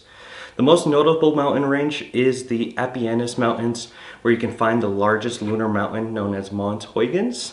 And this is a giant mountain standing at around 18,000 feet or around 5,500 meters. These mountain ranges can be found separating the Sea of Showers and the Sea of Serenity. The moon even has some weirder features like these lunar swirls that look like paintings all across the surface of the moon. One of them is an anomaly that we refer to as Rainer Gamma. And these are just few of the very prominent lunar features that you can see with your naked eye and through the telescope. Our understanding of these features will only continue to progress as we continue to study our closest companion and one day return to its surface. I want to say thank you to all the members and donors that support Lowell Observatory and make all of this possible.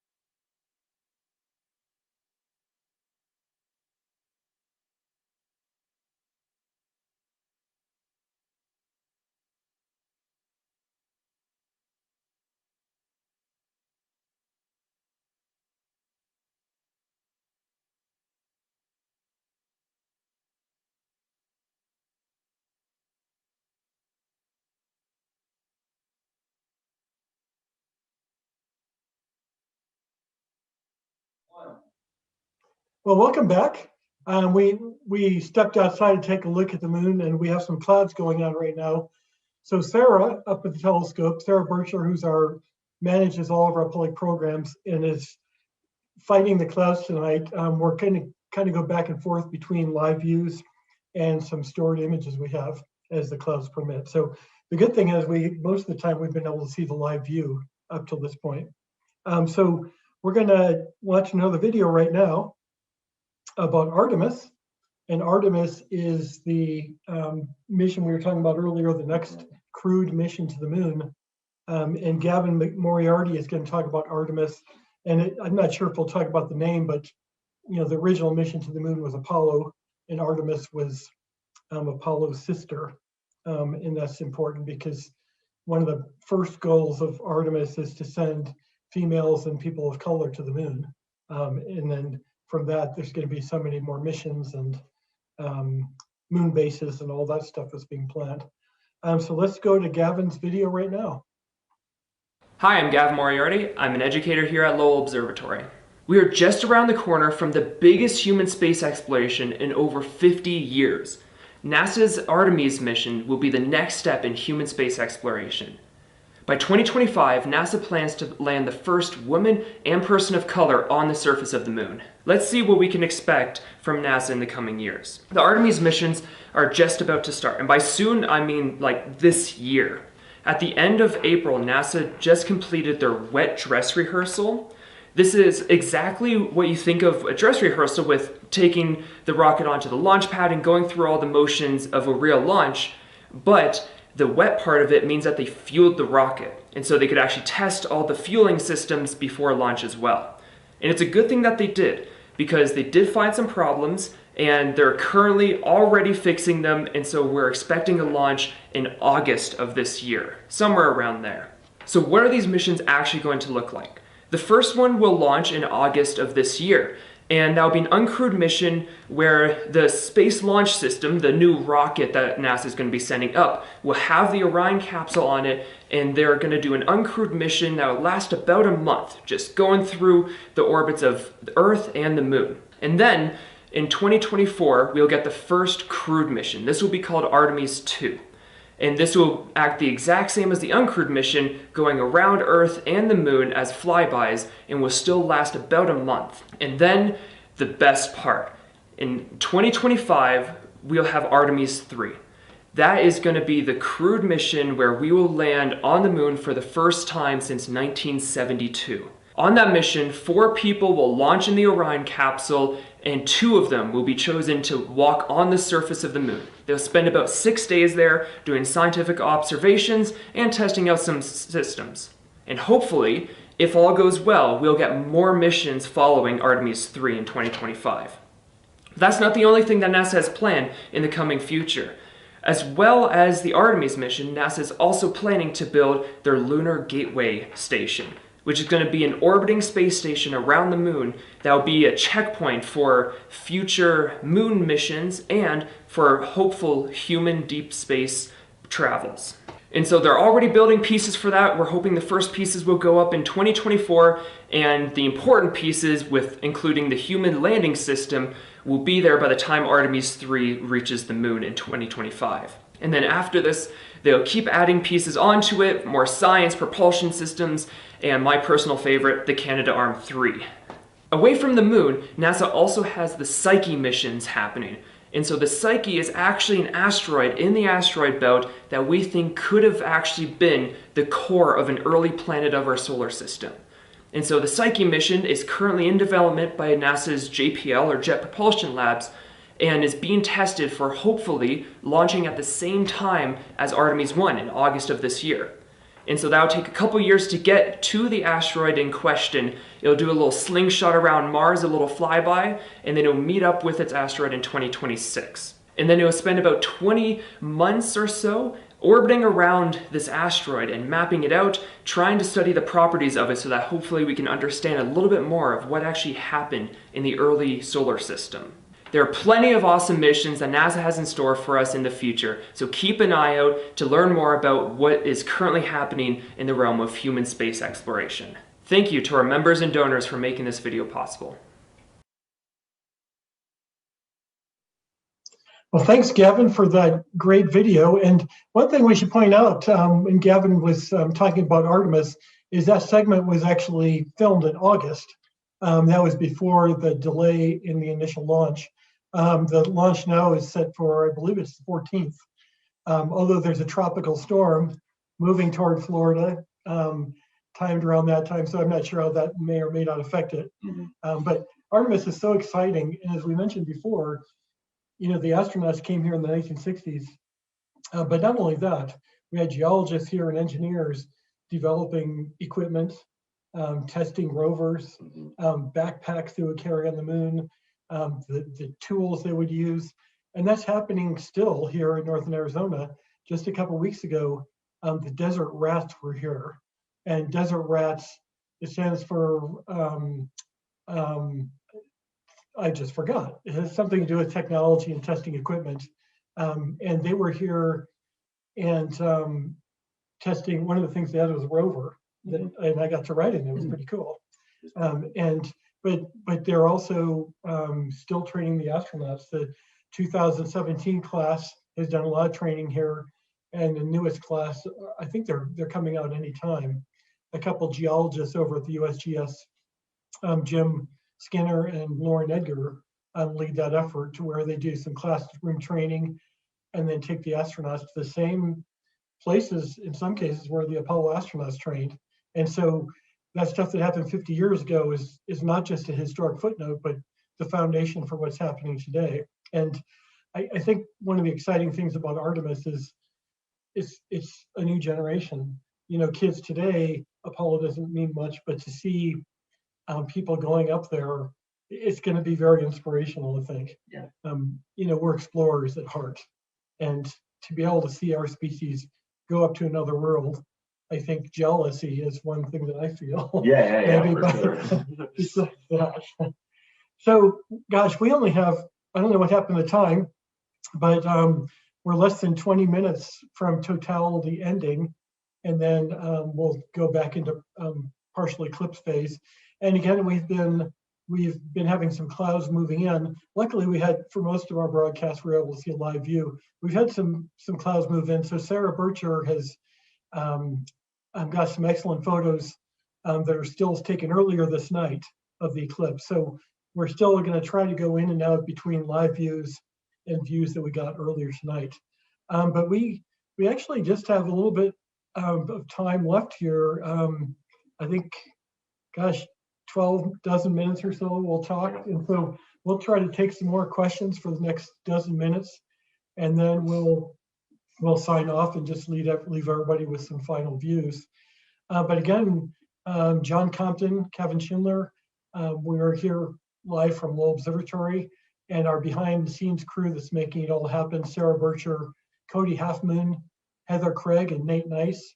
It's just a great team effort, and to be able to share these views and what's happening with people around the world is really exciting for us.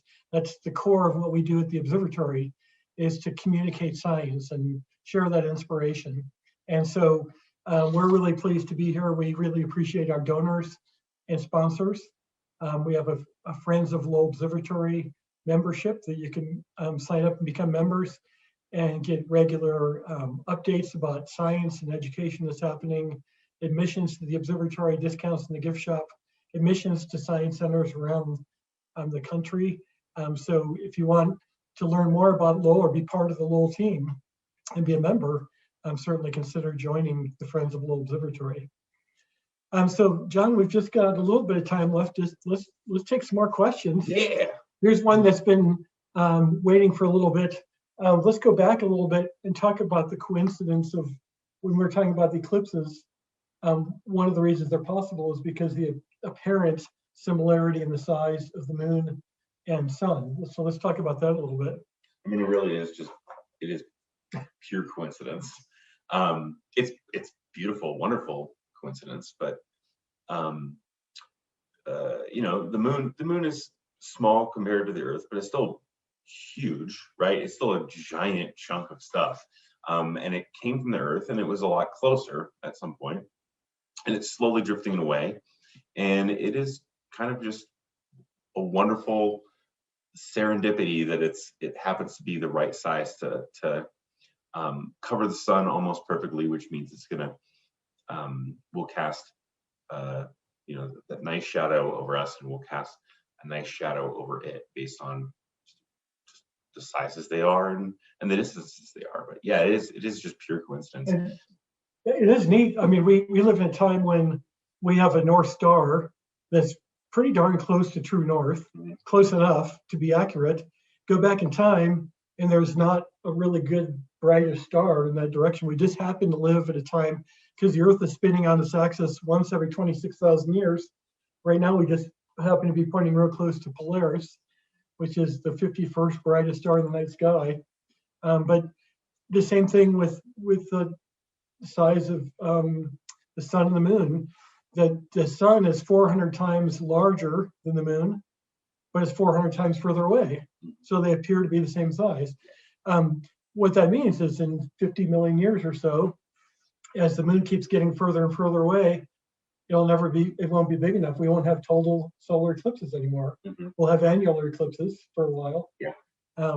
But it's just amazing. We just happen to live in this time right now. We'll call it the lunar transit eventually. I'll call it the John Compton transit.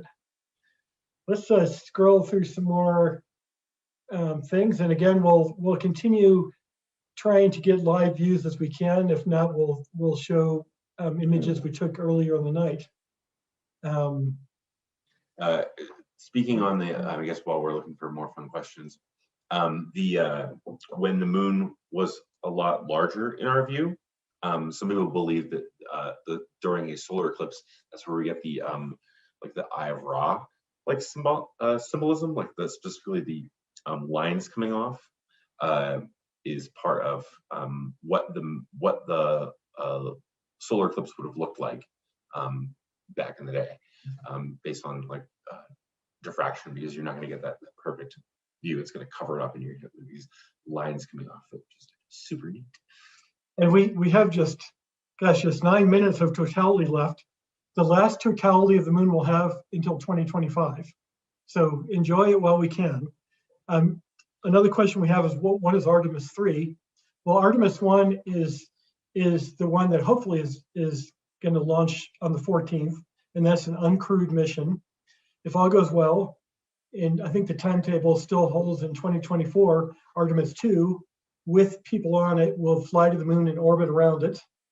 And if all goes well, Artemis 3, the following year in 2025, is when humans will again step foot on the moon, returning for the first time in 50 years, or I guess more than that, 54 years by then, or whatever it will be. Yeah, but I will not be one of those people, unless get in the comments. All right, let's scroll through here. Oops.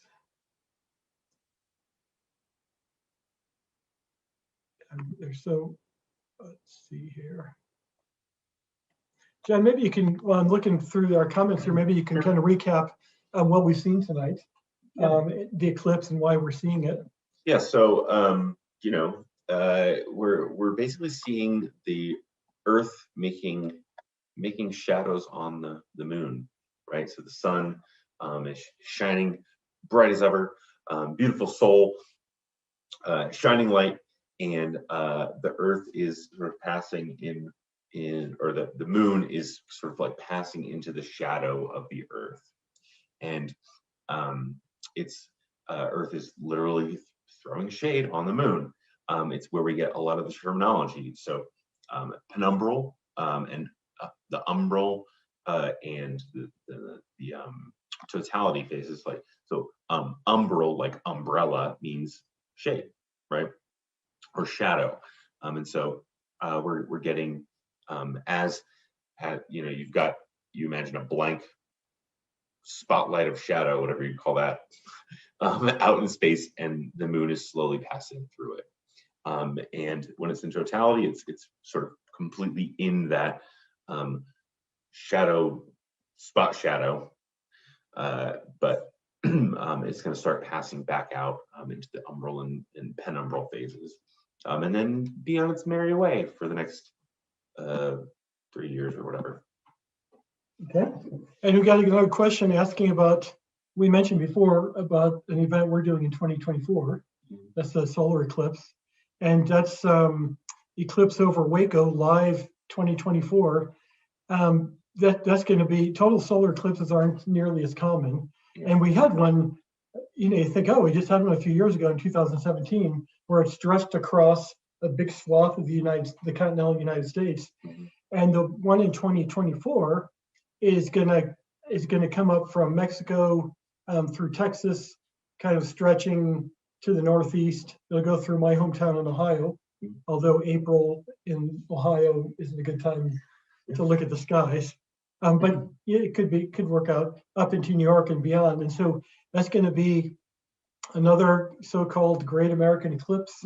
That's going to be, for most of us, unless you chase eclipses around the world, that's going to be our last practical time to see a good solar eclipse, total solar eclipse. So Lowell Observatory is doing an event in Waco in partnership with the city of Waco and Baylor University. It's going to be centered right around the football stadium, both inside and outside. So, our people tailgate for football parties, football games. We'll be tailgating, as it were, with telescopes and all sorts of great activities. And Discovery is going to be broadcasting that around the world. And so that's what the 2024 event is going to be. We're excited about that. So we're let's see, 4:37. We're just 4 minutes from totality ending, and in fact.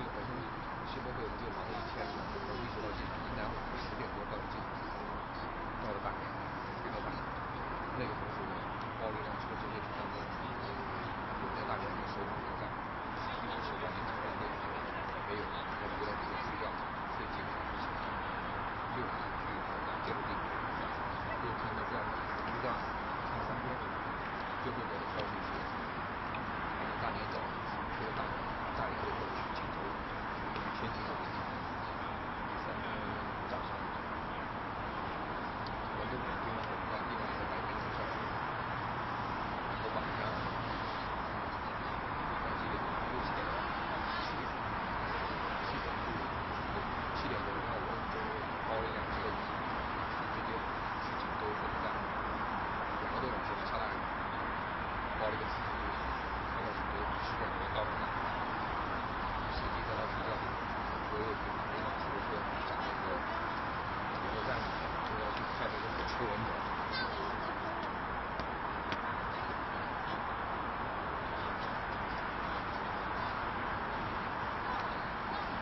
一直开到凌晨，火车开到凌晨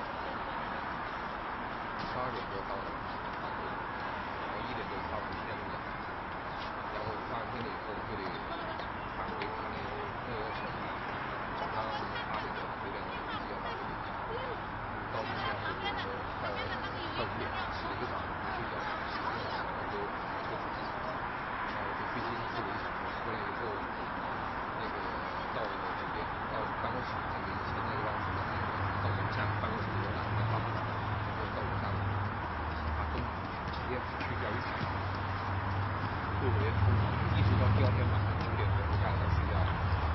真的，我就觉得现在让我肯定跑不出的，现在不行。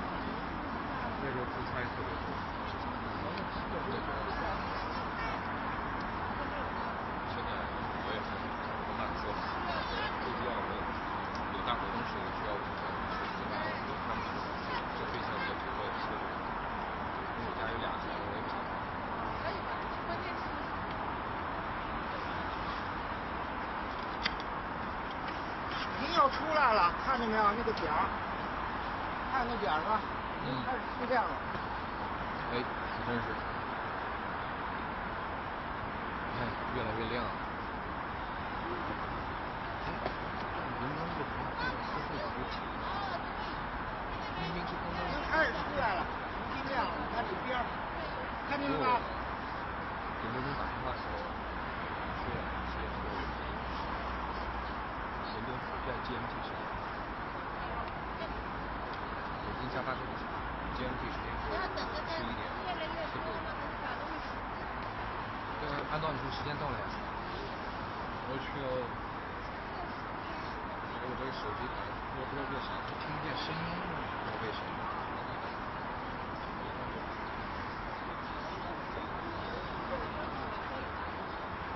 啊？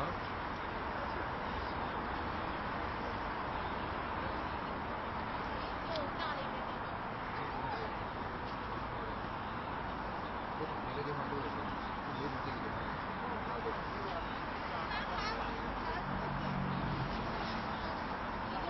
哎，需要你的电话。我要给你们打电话，我看我们有哪个事情要沟通。不是，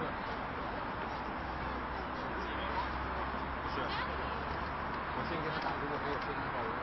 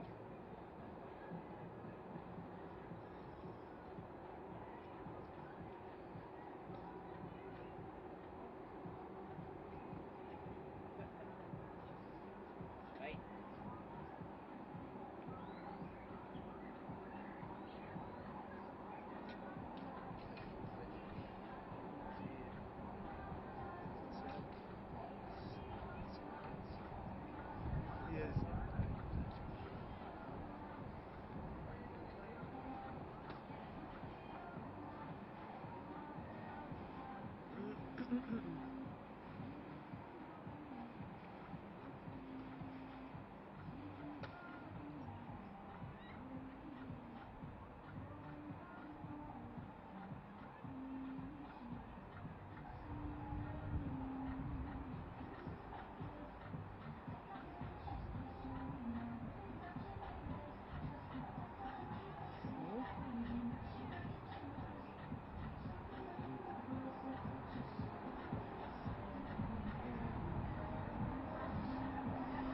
think we're going to have to wait till the end.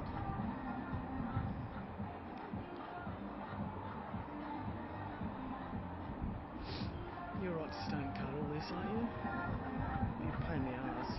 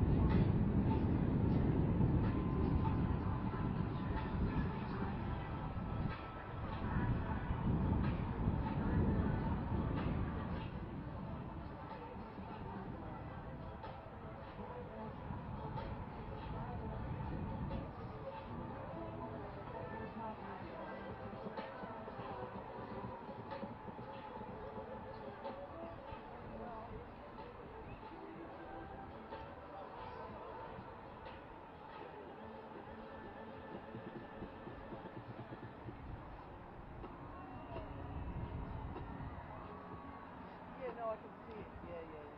So what do you want us to stay up? Yeah, alright. Yeah. Makes sense to stay up, doesn't it? Okay, alright.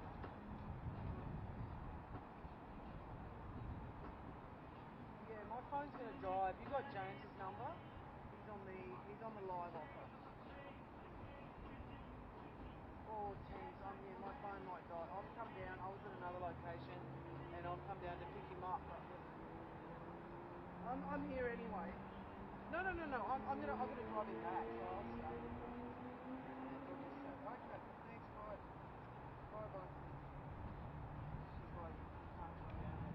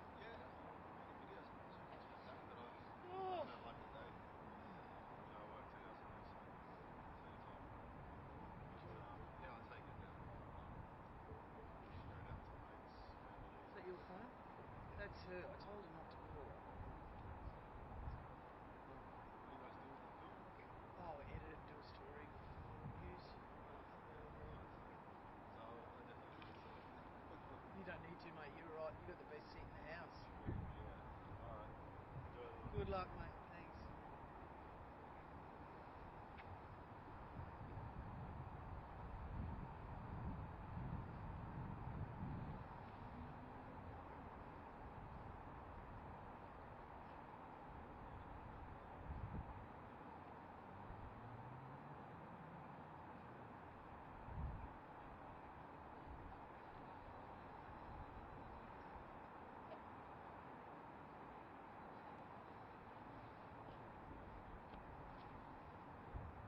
Yeah, I mean, we can't come down there, right? The clients will be like, what happened to the balloon? Oh, we've had... Wow. Are they birds or flying fox? Birds. They might be flying fox. Seagulls. I don't know. Maybe they're seagulls. These guys are birds. The drone must have had a loss.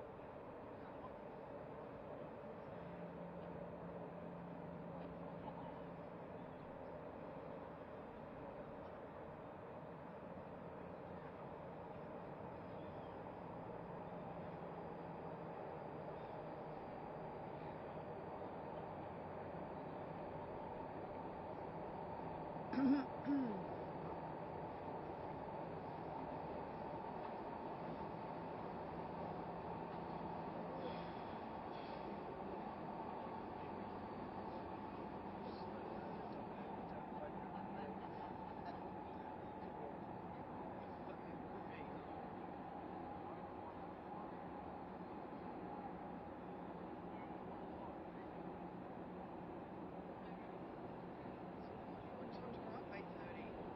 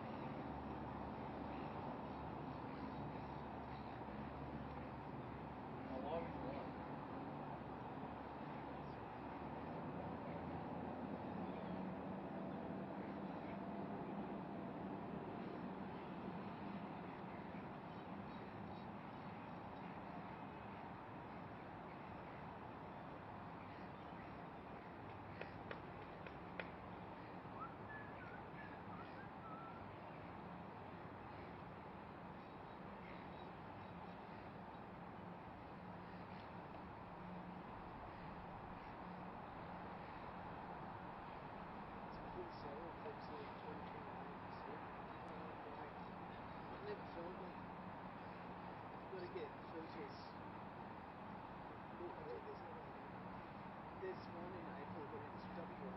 Maybe a little bit here. But WA or something.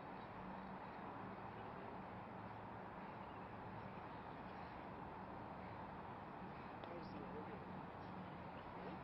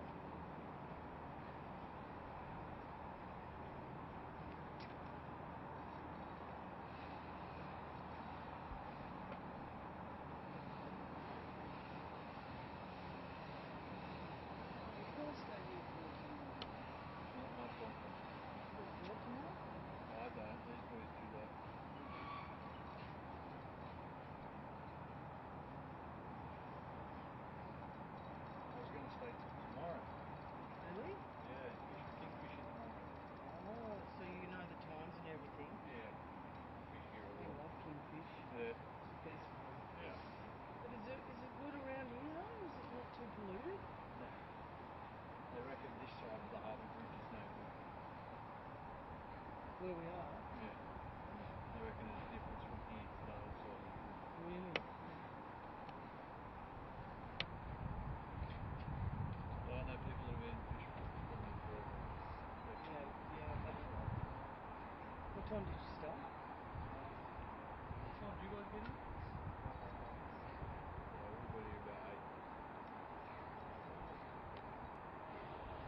You're not on the beers? Nah.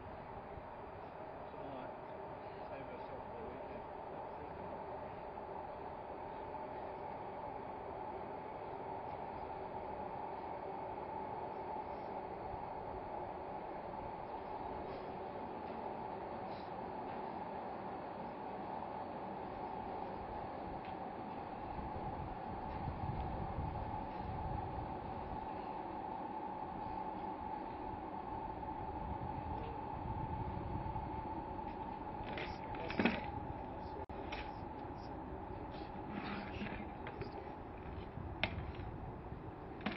Take it back to 8. Take it back to 8. Oh yeah. That's nice.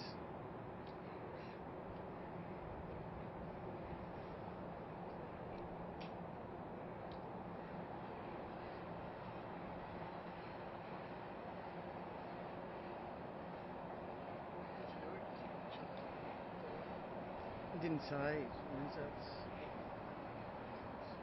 Angie's in charge. She fucking doesn't stop. She's doing the desk. She's the bureau chief. She's really busy. Working for G20.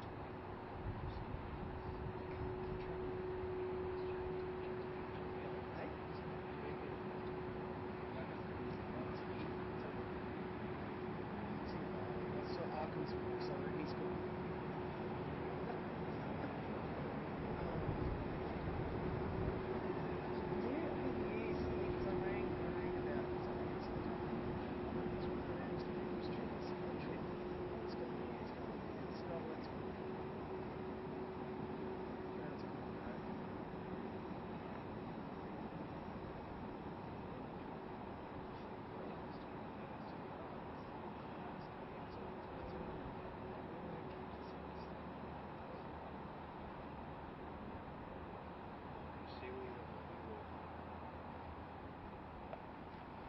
I've got a fishing rod, but I don't know what to do with it. My godson used to take me, and now, but he's grown up. Yeah. I've got the rod, so when I run into it, yeah. I just don't have patience. And I know they're all, it's about this size. Yeah. Yeah, if you fish straight down, you get big group and stuff. Yeah, but then you got to get them off, then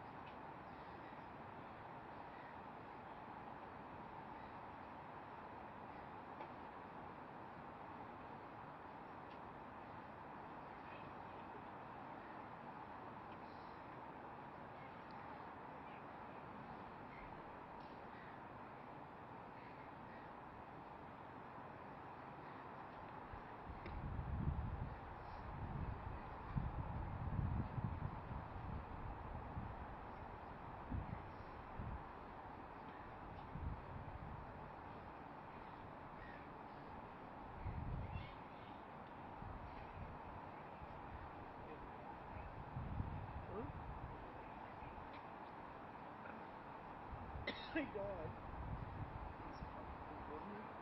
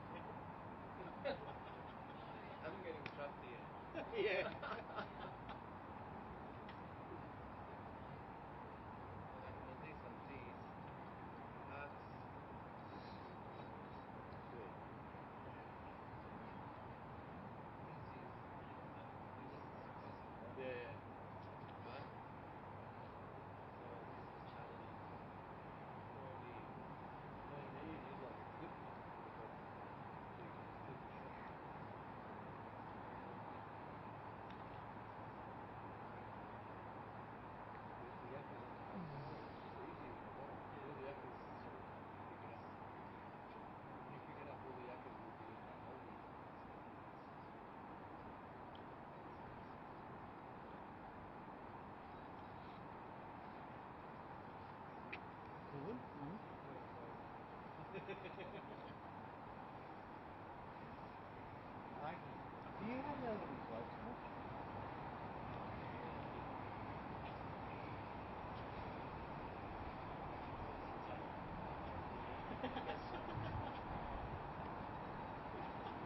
You thought it was older, right?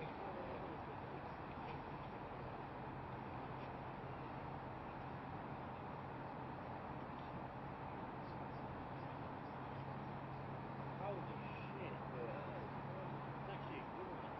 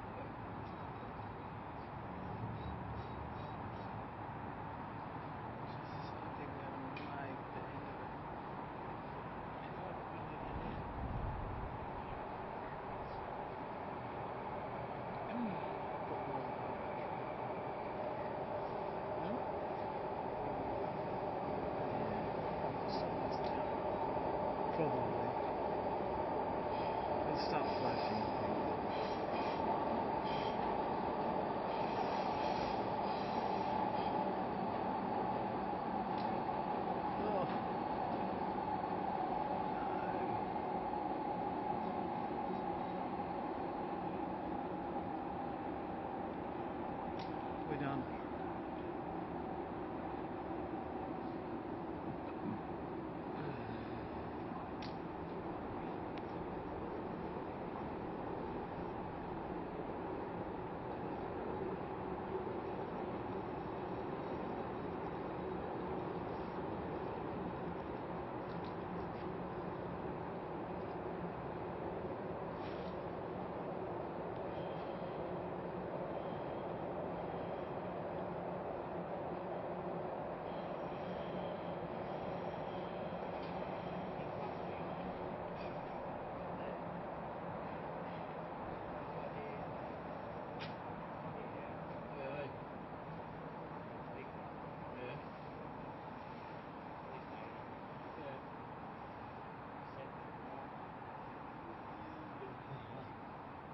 Is that what you're looking at, yeah?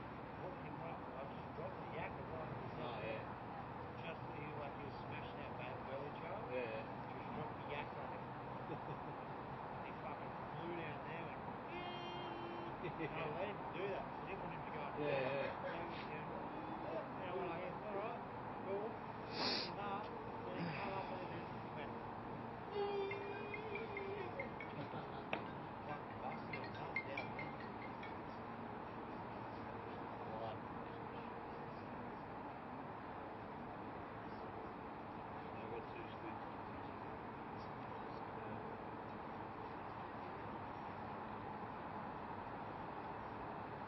No.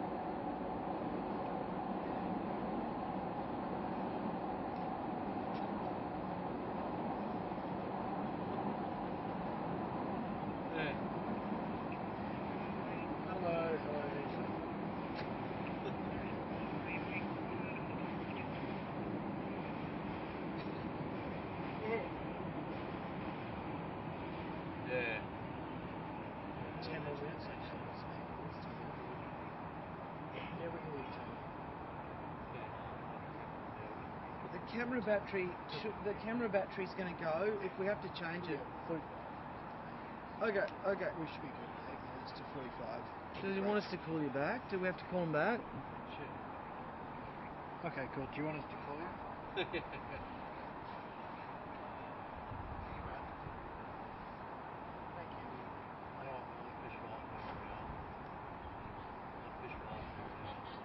Just come in.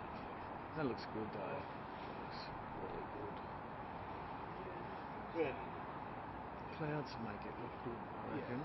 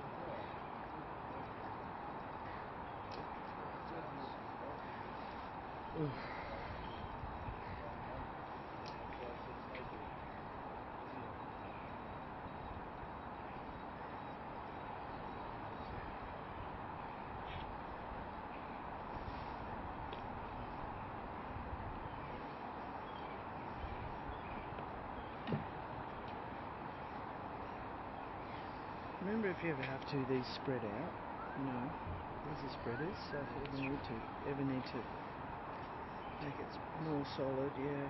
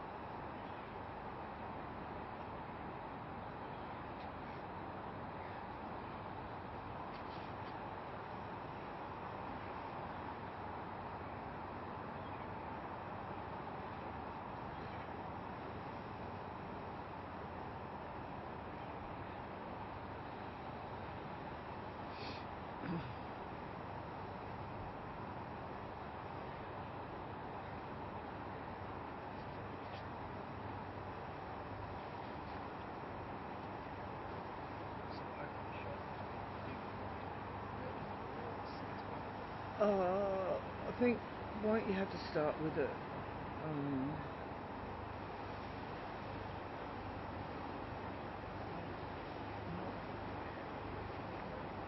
Well, as the eclipse starts, you have to have stages. So there's no, you'll know what to do. There's enough people looking at telescopes to cut it through. Some shots of the moon, but not many.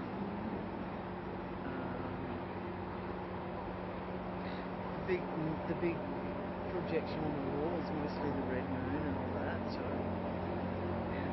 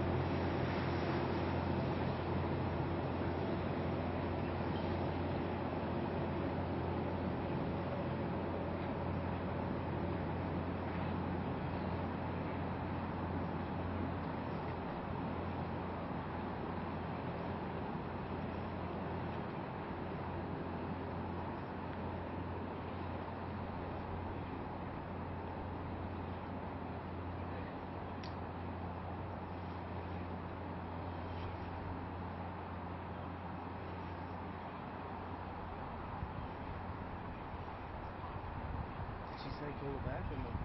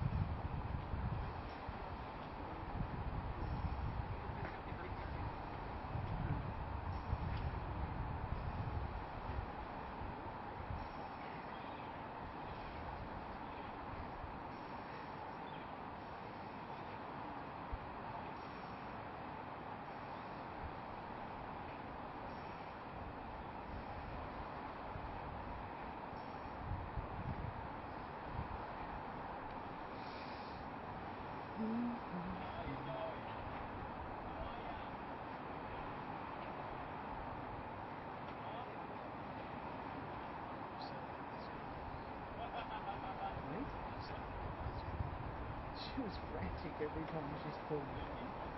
Come on, come on, come on, come on.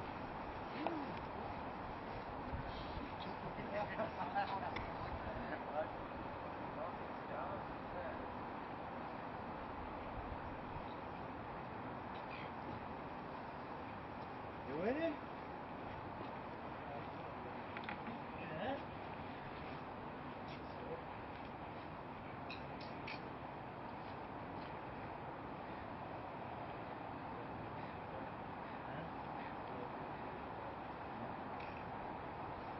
At least we try. Right, one on that. The main thing is we hang. We hang.